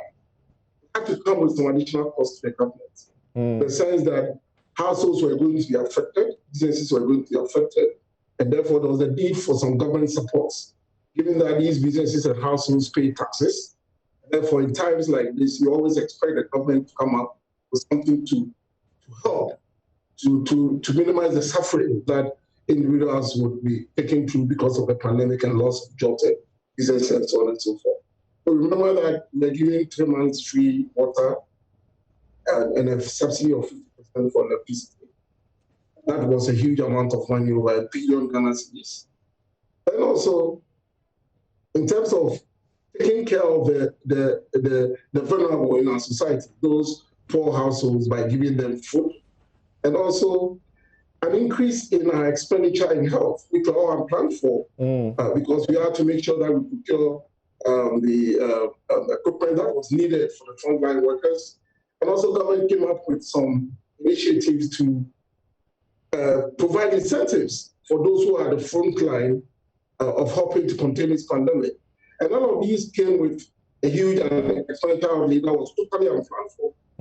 So yes, by the second half of this year, our revenues have dipped, and then our expenditures were over the roof, unplanned for. So it's going to leave a huge financing gap for us this year. And I think that what the budget did, the review of the budget did, was to tell us how government was going to finance the huge gap, which is about 6.5% of our GDP, unplanned for. And so that is what the mid-year budget for this year ought to do, unlike previous years where the government will come and revise a few of its estimates, and then if there's a need to add some additional spending, they ask Parliament to approve of that. This year was totally different. Our finance minister had to, and the government had to rethink about how it was going to contain this pandemic, because it's going to continue for the rest of the year. I mean, even if I told you, the minister, if we are going to get the minister speaks of cash basis deficit of 24.3 million Ghana cedis. Did I hear you say 4-point-something million instead of that? No, what I did say was that the shortfall that the government needed was going to be about 6.5% of our GDP. Okay. And so that is what the government needed to finance in terms of how much we needed to close the financing gap. Right. And that is an extra financing gap that had to be closed, in addition to the 4.7% that had already been projected for 2020.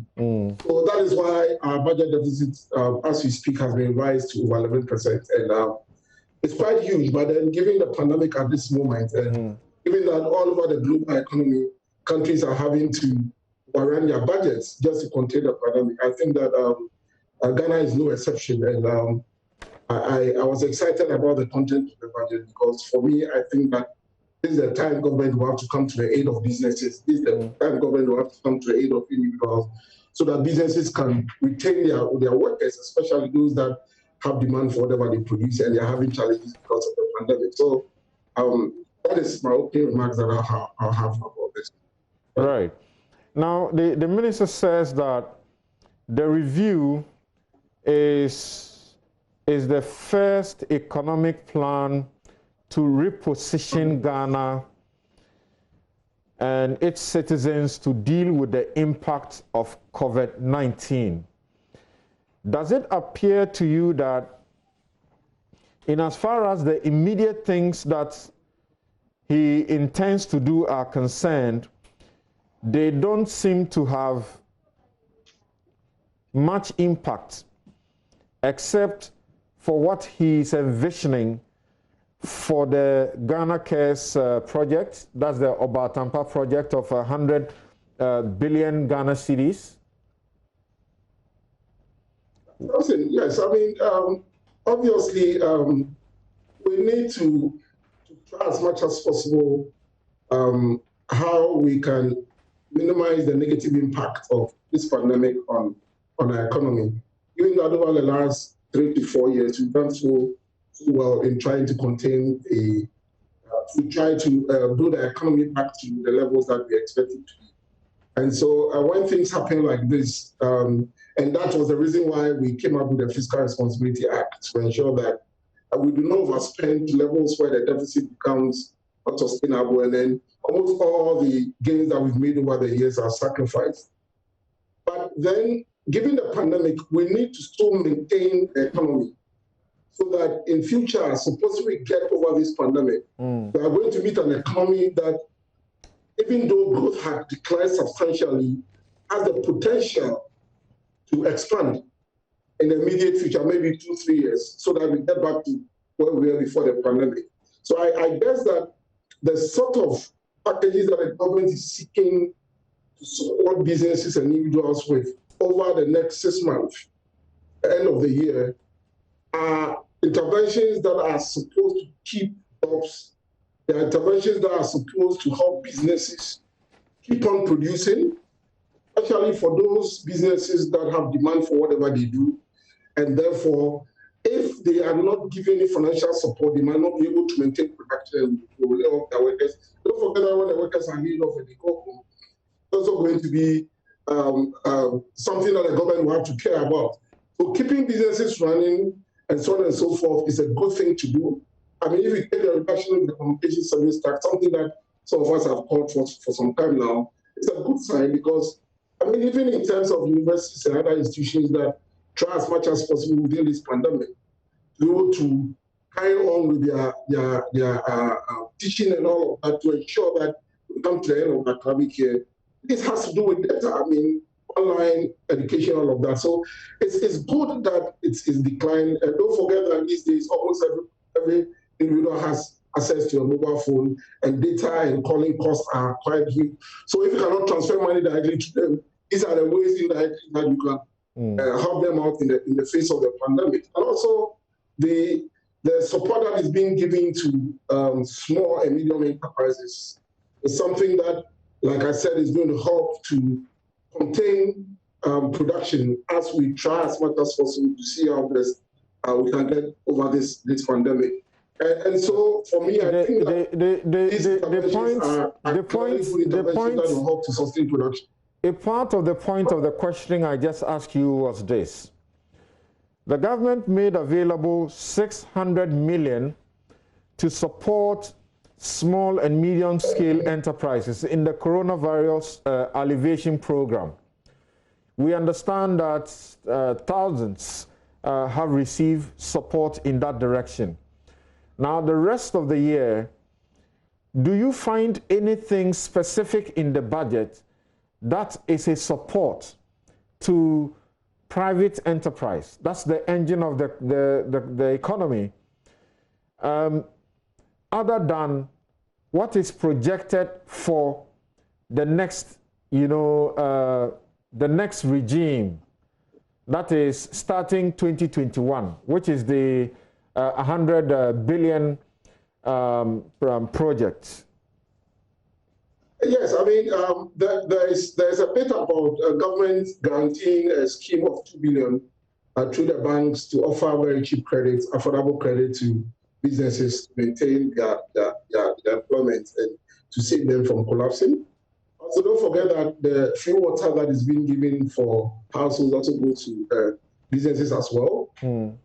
I would have loved to see a situation where some subsidy to electricity will be given to businesses and not households. Why? Because for businesses, especially in the manufacturing industry that rely on electricity, part of the support that we can give them is for government to take up part of the electricity costs so that they can reduce their cost of production in the midst of the pandemic so that they can keep their workers producing.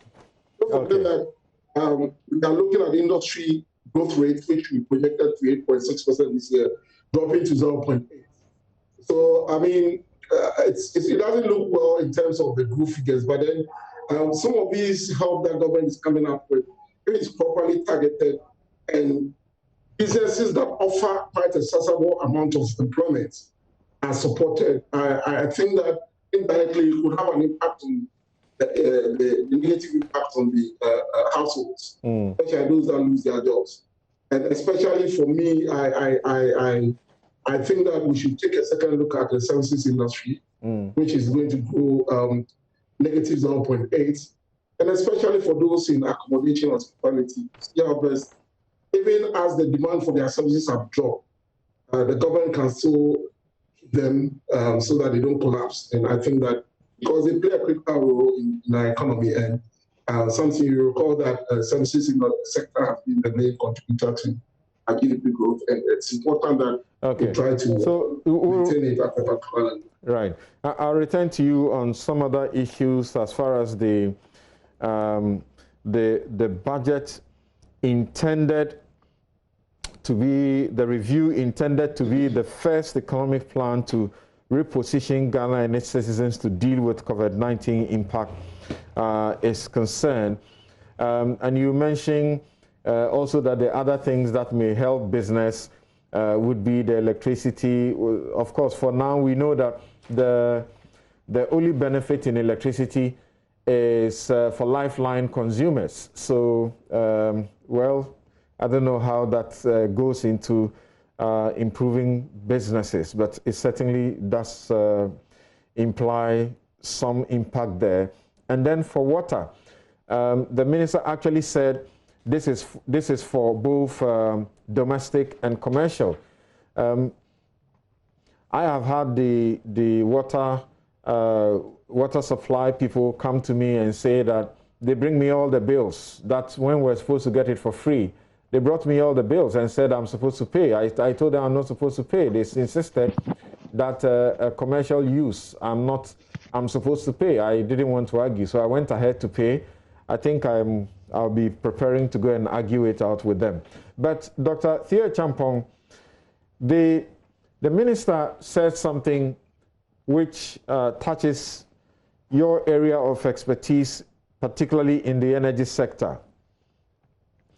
The question I have is, after spending almost 4 years, should we be hearing that refrain? He says that we spent in excess of 4.7 billion on excess capacity payments to keep the lights on. Then he says we also for obligations under questionable contractual obligations. Now, we know he has consistently said that the payments we are making for some of this excess capacity has been wrong and that they were reviewing these contracts and so on. Must it take 4 years and so the minister comes and all he's doing is complaining to us rather than telling us the solutions that he has had to avoid making us continue to pay so much, 4.7 billion on excess capacity payments? Interesting. Let me deal with the politics of it first, and then I'll come to the economic aspect. So clearly in that statement, there was a bit of a political jab at the NDC, although it was couched in kind of nice language, and partly because, yes, a lot of power PPAs were signed in the erstwhile administration, some of which were over what the country actually needed at the time, and actually would also need in the next 10 years. If you look at the integrated power sector supply plan, the master plan that the government has been working with over the years. So the reality is that we did sign quite a number of these take-or-pay contracts, and they were posing a lot of big fiscal challenges on the Treasury, and therefore the contracts were needed to either be renegotiated, and then some of them had to subsequently be cancelled. I know a few that have been cancelled. I know others that are also in the process of being renegotiated, all as part of the ESRP or Energy Sector Recovery Program. But clearly in that statement, there was the politics of it, and I won't mince words about it, that it was a bit of a jab at the opposition. And don't forget, it's only a few months to the next election. But what I really want to do is to situate the analysis in a little bit of context. And if you would maybe give me about 5 minutes to explain this. So we all live in extraordinary times. COVID is here, and every country has been impacted one way or the other by it. And we're dealing with twin crises of our time. So first, it's a public health crisis. And then secondly, there's the follow-on economic crisis that has to be addressed. And like, governments across the globe, Ghana has come in with a number of measures, both on the fiscal and the monetary side, to attempt to stem this crisis. So my analysis of really this midterm budget is going to be focused on 4 main angles. For the purposes of our listeners, just a bit of context and education, and then we can look at what are the practical solutions that the government can actually implement to sustain the economy in the midterm. So the first angle to look at it is on the macro performance. The second angle would be to look at the revenue and expenditure side of the equation, where things like the energy sector recovery issues fall into, and then to look at the impact on debt management or public debt management. And then finally, what is the impact of all of this going forward on the real sector of the economy? Because we're talking about jobs, we're talking about livelihoods, and and all of these. So quickly, if you indulge me, I'll just start off with the macro side and look at the indicators that we had in the 2020 budget that was read in November. The government was wanting to do 6.8% real GDP growth. By the end of this year, we're actually probably going to be doing about 1%. They were targeting an end period inflation of 8%. By March, it was 7.2 within the band. But as at June, inflation had jumped up to 11.2%. The deficit, as Dr. Texan has mentioned, was 4.7%. But as the half year, January to June, we had actually done 6.3%, and we're actually on course to be doing a little under 12% deficit by the end of the year. Of course, because of COVID and the related ancillary expenditures that have to be made. The other things about our reserves and then the policy rate and then the stock exchange, which is another indicator of economic activity. Year to date, the stock exchange has actually declined a little, again, under 16%. So that gives us a bit of the macro picture, where we're coming from, the targets that we had set for ourselves, but because of COVID, all these targets have pretty much been dealt away with, and we need to set or reset a new target. So it is in that vein that I think that the new budget or the supplementary budget was passed. And on the revenue and expenditure side, without boring you too much about the details, the point is that there is a 26% shortfall in revenue as we speak currently.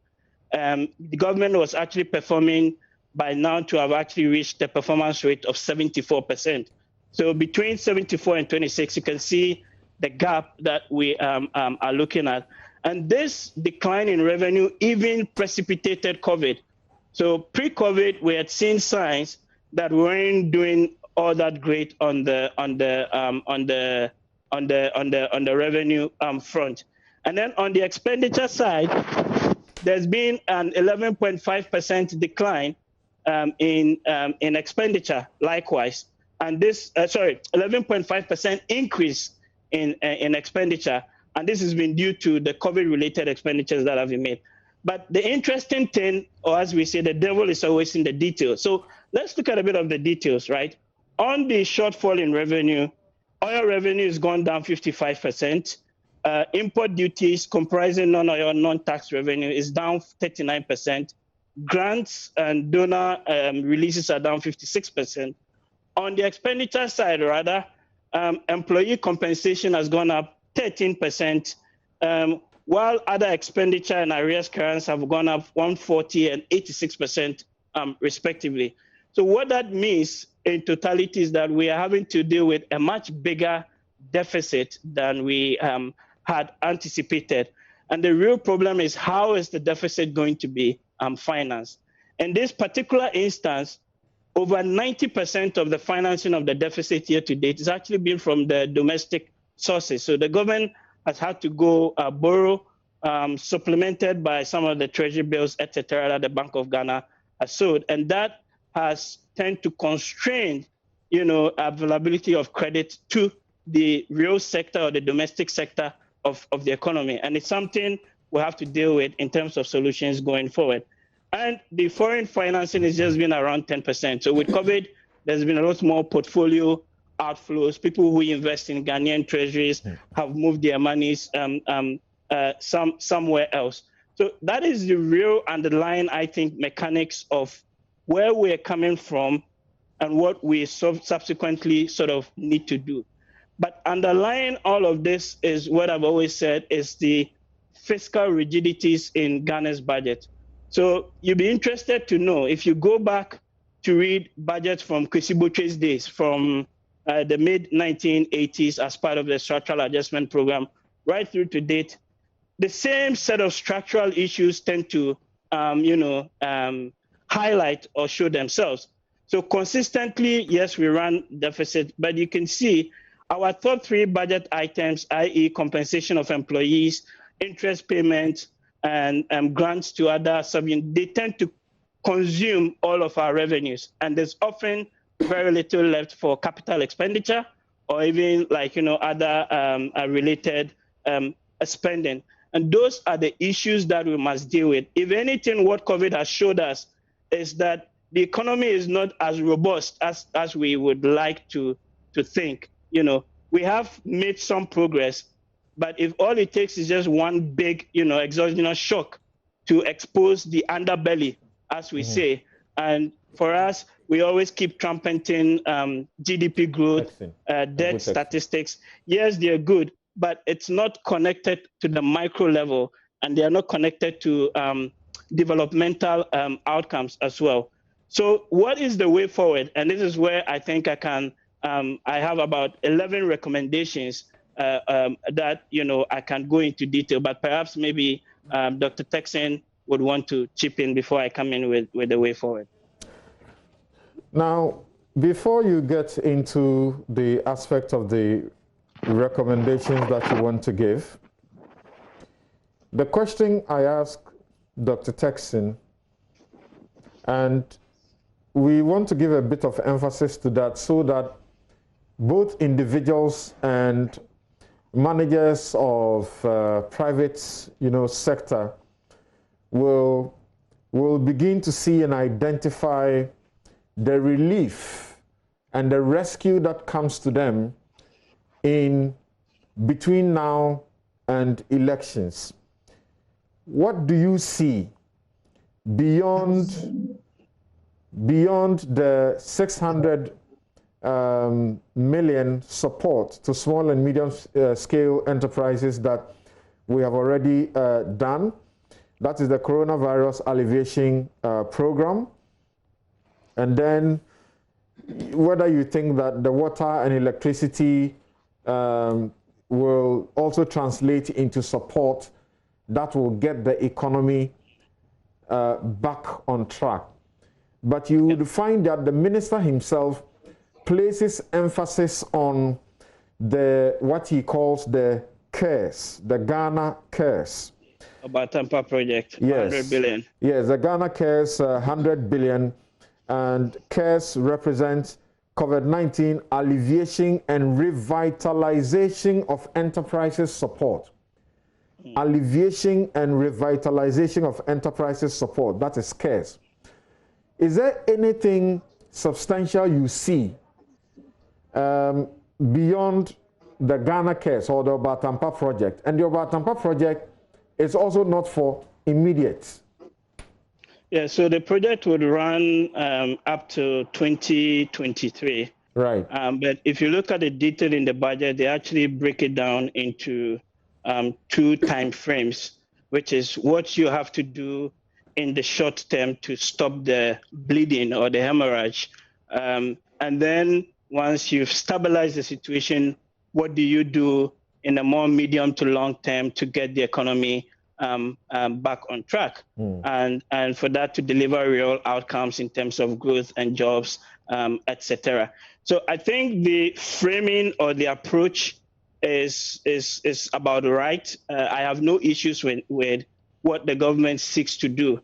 It is no different from what other established economies are doing now, like here in the UK, in other places in Europe, where the EU has come out with a 700 billion euro, fiscal relief. That's all well and good. The devil is always in the details, and it's in the details in terms of what is the government seeks to do, what they want to spend, how they're going to raise the financing, and much more importantly for me, how we're actually tracking those outcomes. And I'm saying that because, you see, consistently we keep throwing money after problems, but we don't really have any strong monitoring and evaluation value for money framework that allows us to say, look, we live in extraordinary times now. The financing inflows are not going to be coming in as we expected, at least for the next 3-4 years. So every dollar or every cedi that we spend must count, and it must count in terms of delivering on those efficiency outcomes and value for money, etc. That's where I think perhaps we should spend a bit of time really digging into some of the specificities, in terms of the detail and what the government wants to do specifically as part of this 100 billion Ghana cedi CARES program. So the program itself, yes, on the surface, all well and good. I think there are specifics the government can actually do beyond what they stated here to support industry. The CST relief, all well and good. I am particularly not personally in favor of this, free water, free electricity thing. I think we need to actually work more on the targeting. And sometimes when I throw it to my friends, they'll be like, oh, but we're all citizens anyway, and everybody pays tax, so why don't we enjoy? But that sort of defies, I think, economic rationale a bit, in the sense that, we should be able to actually identify which of the citizens we really want to give these interventions to. There's a couple of things that we can actually do. Three ones I'll quickly mention. I think one, the tax exemptions regime that we have in the country needs to be fundamentally reviewed. If you look at the numbers, the tax exemptions is costing the country about 2% of GDP annually. That's as much as we get from oil revenues, on a year-to-year basis. And my solution really would be to move from this pre-tax or pre-project approval where things go to Parliament and the exemptions are given, and rather let the project, be done and executed, and then you bring the paperwork to actually qualify for the exemption or being given the tax relief. I think on the domestic side as well, the services sector, as Dr. Sexton said, is the fulcrum of the Ghanaian economy, and that hasn't really changed. But we must do more to support the sector. So perhaps thinking around maybe reducing the corporate tax rate as well. And the evidence shows that these sort of reductions go a long way to promote industry and create jobs. We must also align all our existing industrialization policies to the COVID recovery action. What I mean by that is, if you look at the numbers and what the government is proposing to do in terms of like the CARES program, some of the interventions, i.e. one district, one factory, one village, one dam, etc., I fundamentally think that we've got to now connect it to our industrialization policy. So one, do we want to run an export-led industrial strategy? Do we want to do a resource-driven industrial strategy? Are we looking at import substitution? And to what extent does that connect to innovation and dynamism in things like the financial services industry? These are all fundamental points that often when you look at some of the details, I think that these programs stand in isolation and they are not connected to a much, bigger pot or pie. And finally, I would think that we can also promote domestic tourism as well to support the services sector. So perhaps a cut in the VAT rate, as we've seen in the UK here, where the government is giving a tax rebate for going out to eat. Things like that can actually help support the recovery. Thank you, Dr. Theo Champong. Hold on there. And then, Dr. Texin, and I'll come back to all of you guys, starting with Kweku, on one issue about the dry food packages and hot meals that were served. And the minister announces to us that we have spent some 54 million to do that during the lockdown, when food was to be supplied to people within the lockdown areas of Accra and Kumasi. There's a lot of talk about that in town. People are very suspicious that the amounts may not add up, particularly if you consider what NADMO had said earlier, that it cost us to do, and what the gender minister has suggested must have been the cumulative figure that was spent, around 40 million, and now we are told that it's 54 million. But Dr. Texin, just a quick one to add up to what you find about the support that will go to industry, as in private sector, because the minister says this is what is needed to anchor the private sector to drive the growth that is necessary. You mentioned the support given by the banks as part of it.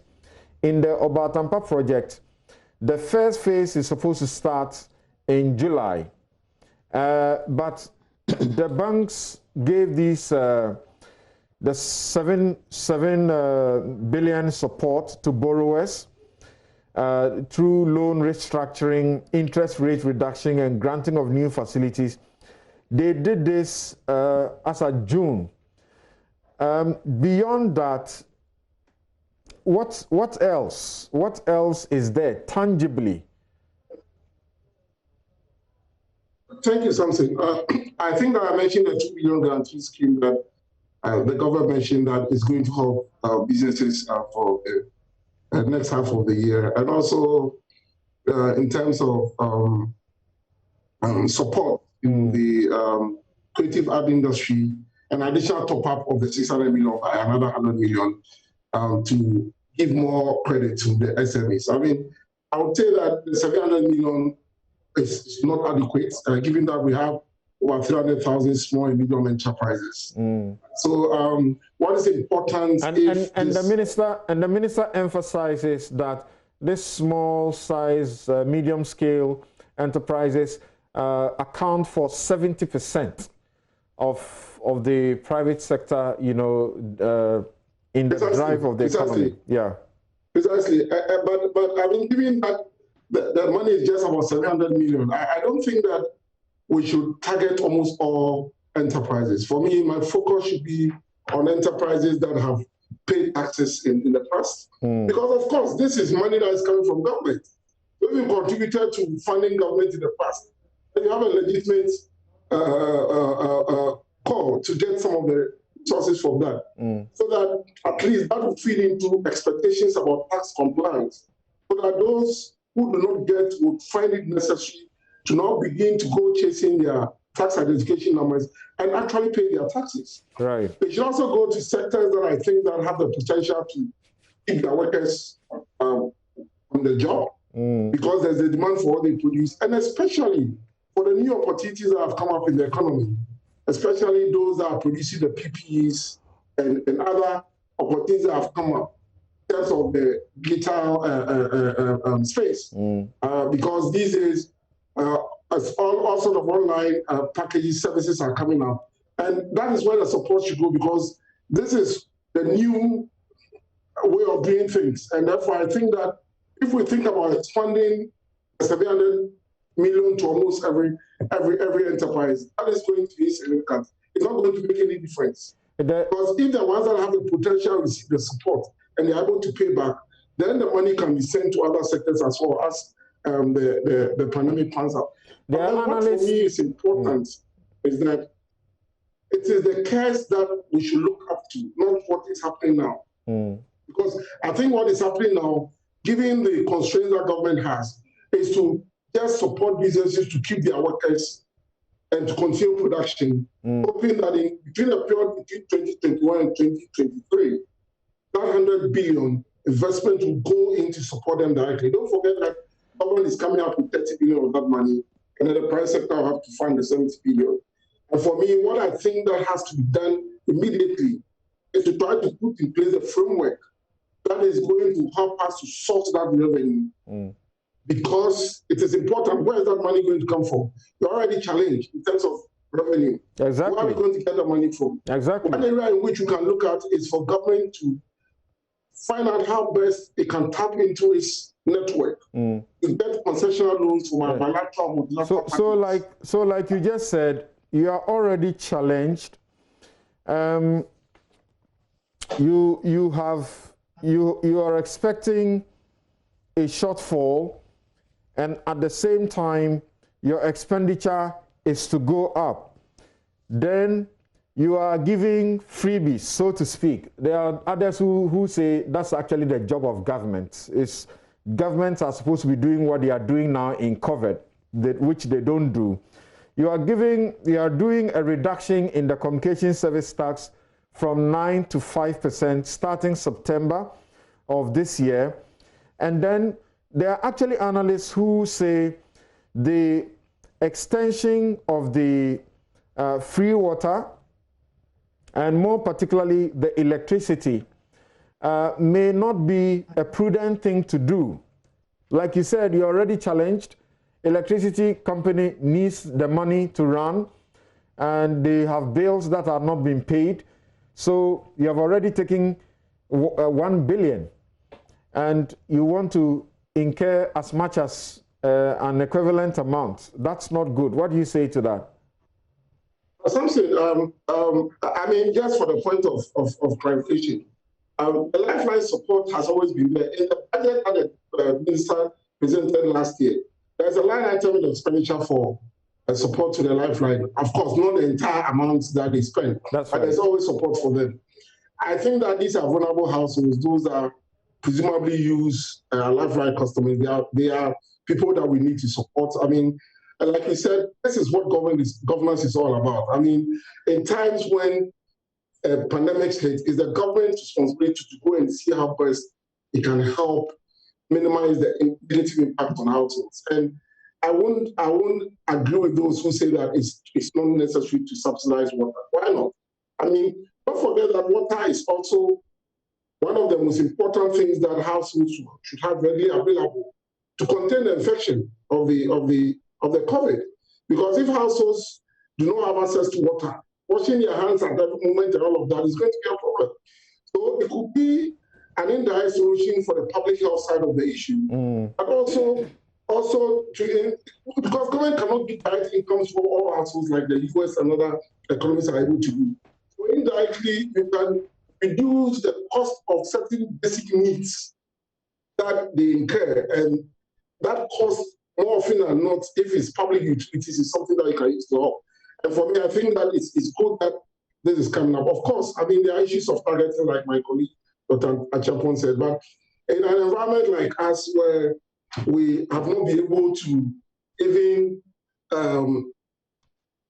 be able to rope in the households and the informal sector to collect taxes, it's going to be very difficult for you to be able to discriminate in this type of support to households. And I think that the other bit which the minister mentioned was the research that is being done now by ISA to try to identify households in very poor communities in 80 districts that will need direct income support, which I guess the COVID Secretariat is going to try to support them. So that is the only bit that you can do. But in terms of the whole economy, and don't forget that the fuel also goes to firms that are producing. Like I said, I think that for Ghana now, if we are going to sustain our economy so that we can recover as soon as possible, I think that businesses should be the focus of government attention. And I'm happy that the fuel water is also going to them. Like I said, I'd have wished that electricity will also go to businesses and not households, of course. All right. So that it will reduce their. So on that note, we will take a break here and then return to continue the discussion. And when we return, as I hinted, we will try to see what faith all of you have in the figures that have been churned out as regards the food that was supplied to citizens during the lockdown. And we are talking about a government that says that it has spent 21.6 billion on the bank collapse situation. And then COVID-19 also comes in at the same time. How exactly is the finance minister working out all of these situations? He calls the bank collapse situation where we have spent 21.6 billion as legacy of financial enslavement by the previous government. And yet the government is still bold about doing the Agenda 111, that is 111 hospitals to be created. It talks about having been able to achieve, even in these circumstances, gross international reserve for 4.3 months of import cover. What's the magic in all of those developments? It talks about 1D, 1F, the 232 projects at various stages of implementation, even though 76 have been completed and are operational, and it is 154 of the 260 districts that are benefiting at this time. 11 out of 14 small earth dams for the northern, upper east, and west, as well as the savannah regions, have been done. We'll return to interrogate some of these figures shortly. You're welcome back. This is NewsFile, it's your most authoritative news analysis show. So for those of you who are complaining, you have sent in so many messages, we are not reading any. I'll just read two for the earlier issue, and then perhaps for the budget, I may read about two as well. So Dr. Charles Rekubrobe Tazan says that, how do we develop a professional police service when politicians openly brag about getting their supporters recruited when they are in power? Plenty talk. Hashtag NewsFile. Kweku Enchibu Esiako says, my brother, if Hawa Kumsin was not an MPP member and did what she did, the response from the authorities would have been different. All women are equal, but some are more equal than others. In Ghana, the rule of law applies to ordinary people, not the elite. Let's not beat about the bush. We get it. And even if we don't accept it, it appears we have to live with it. Sad. In other words, do you think if I did what Hawa Kumsin did, would I be sitting at home today eating Tiozafi and listening to NewsFile? Okay, thank you for those messages. And perhaps this very final one from Natalie Jumo. Natalie Jumo is a lawyer practicing in the UK, and she says she's been listening to Kwaku Baako over the period, and she thinks that maybe the legal profession should activate Section 7 of its Act and call Kwaku Baako to the profession. Thank you for your wisdom that you share with us all the time. Thank you to Natalie.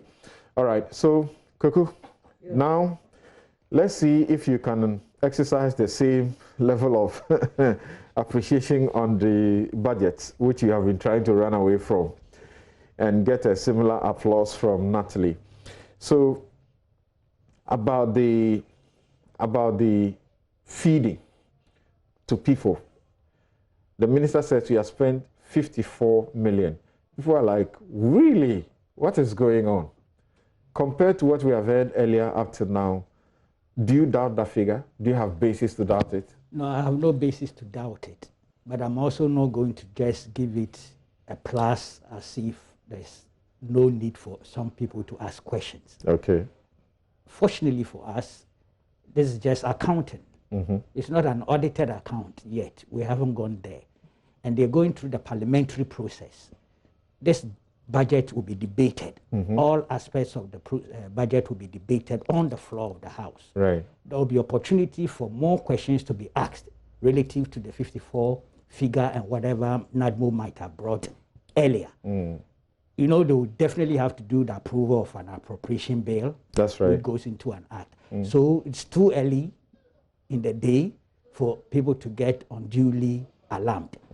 I have no problems with those raising questions. Those questions would also be raised on the floor of the House.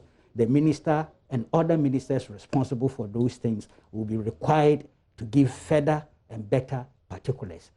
Beyond this, there will be time for auditing of those accounts will come. Right. So I'm not unduly worried. Okay. All right. Thank you, Kwaku, for that. Gentlemen, as to Dr. Ebotexin and Dr. Theo Echampong, in the next 4 minutes or less, let's see, what are your views about people questioning this amount? And Theo, too, you had these 11 recommendations. I don't know how many of them you can share with us before we close.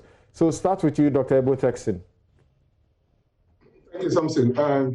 I think that what my senior colleague and mentor from afar, Kwaku Baako, has said is what I also agree with. I mean, Parliament should scrutinize that amount. I think that the Auditor General also look at that amount and come up with where inefficiencies have arisen. But I think that for me, the 54 million for food, I mean, I don't know how many households were supported, but I thought that I saw something about over 400,000 households, which would bring the figure to just about 115 cedis per household. I mean, individuals supported. I mean, if they were giving food over a period of time and all households got enough supply, I mean, not in terms of number, but the number of times that were promised. A period of 21 days.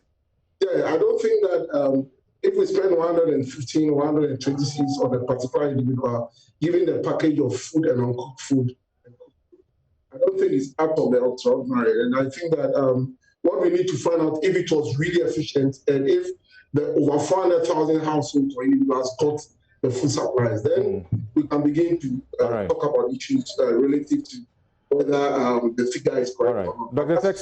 Sexton, thank you so very much. We've run out of time. Yes, Dr. Theo Echampong, what would you say briefly? Yeah, so two quick ones. On the food issue, if you go by the 400,000 that numbers that we're talking about, really it's like 1 CD 81 pesos per person per day. So on the surface, it doesn't really mean much as far as I'm concerned, but that will be subject to proper scrutiny and accountability down the line. I think it's part of the politics that we tend to play in this country. More substantively, the two other quick points I would really want to add on the numbers that you mentioned, for example, on the reserves, actually, it's very simple to explain. So over the period, our exports decreased by 8%. In the same time, our import bill also decreased by 7.8%. and the trade balance then recorded a little bit as a surplus. So that's why you actually see 4.3 months of import cover in June. It's just an accounting kind of, Thank you so very much, Dr. Theo Champong. So unfortunate. Dr. Theo Champong is economist, political risk analyst, and senior fellow, Imani Africa. Dr. Festus Ebo-Texin is senior lecturer University of Ghana and coordinator, Economic Policy Management Program. Abdul Malik Kubako is our regular guest. He's editor-in-chief of the New Crusading Guide newspaper, editor-at-large. I'm Samson Ladi Anyanini. Join us again next week, God willing, and we will bring you the Airbus issue that we were unable to deal with today. Have a good afternoon.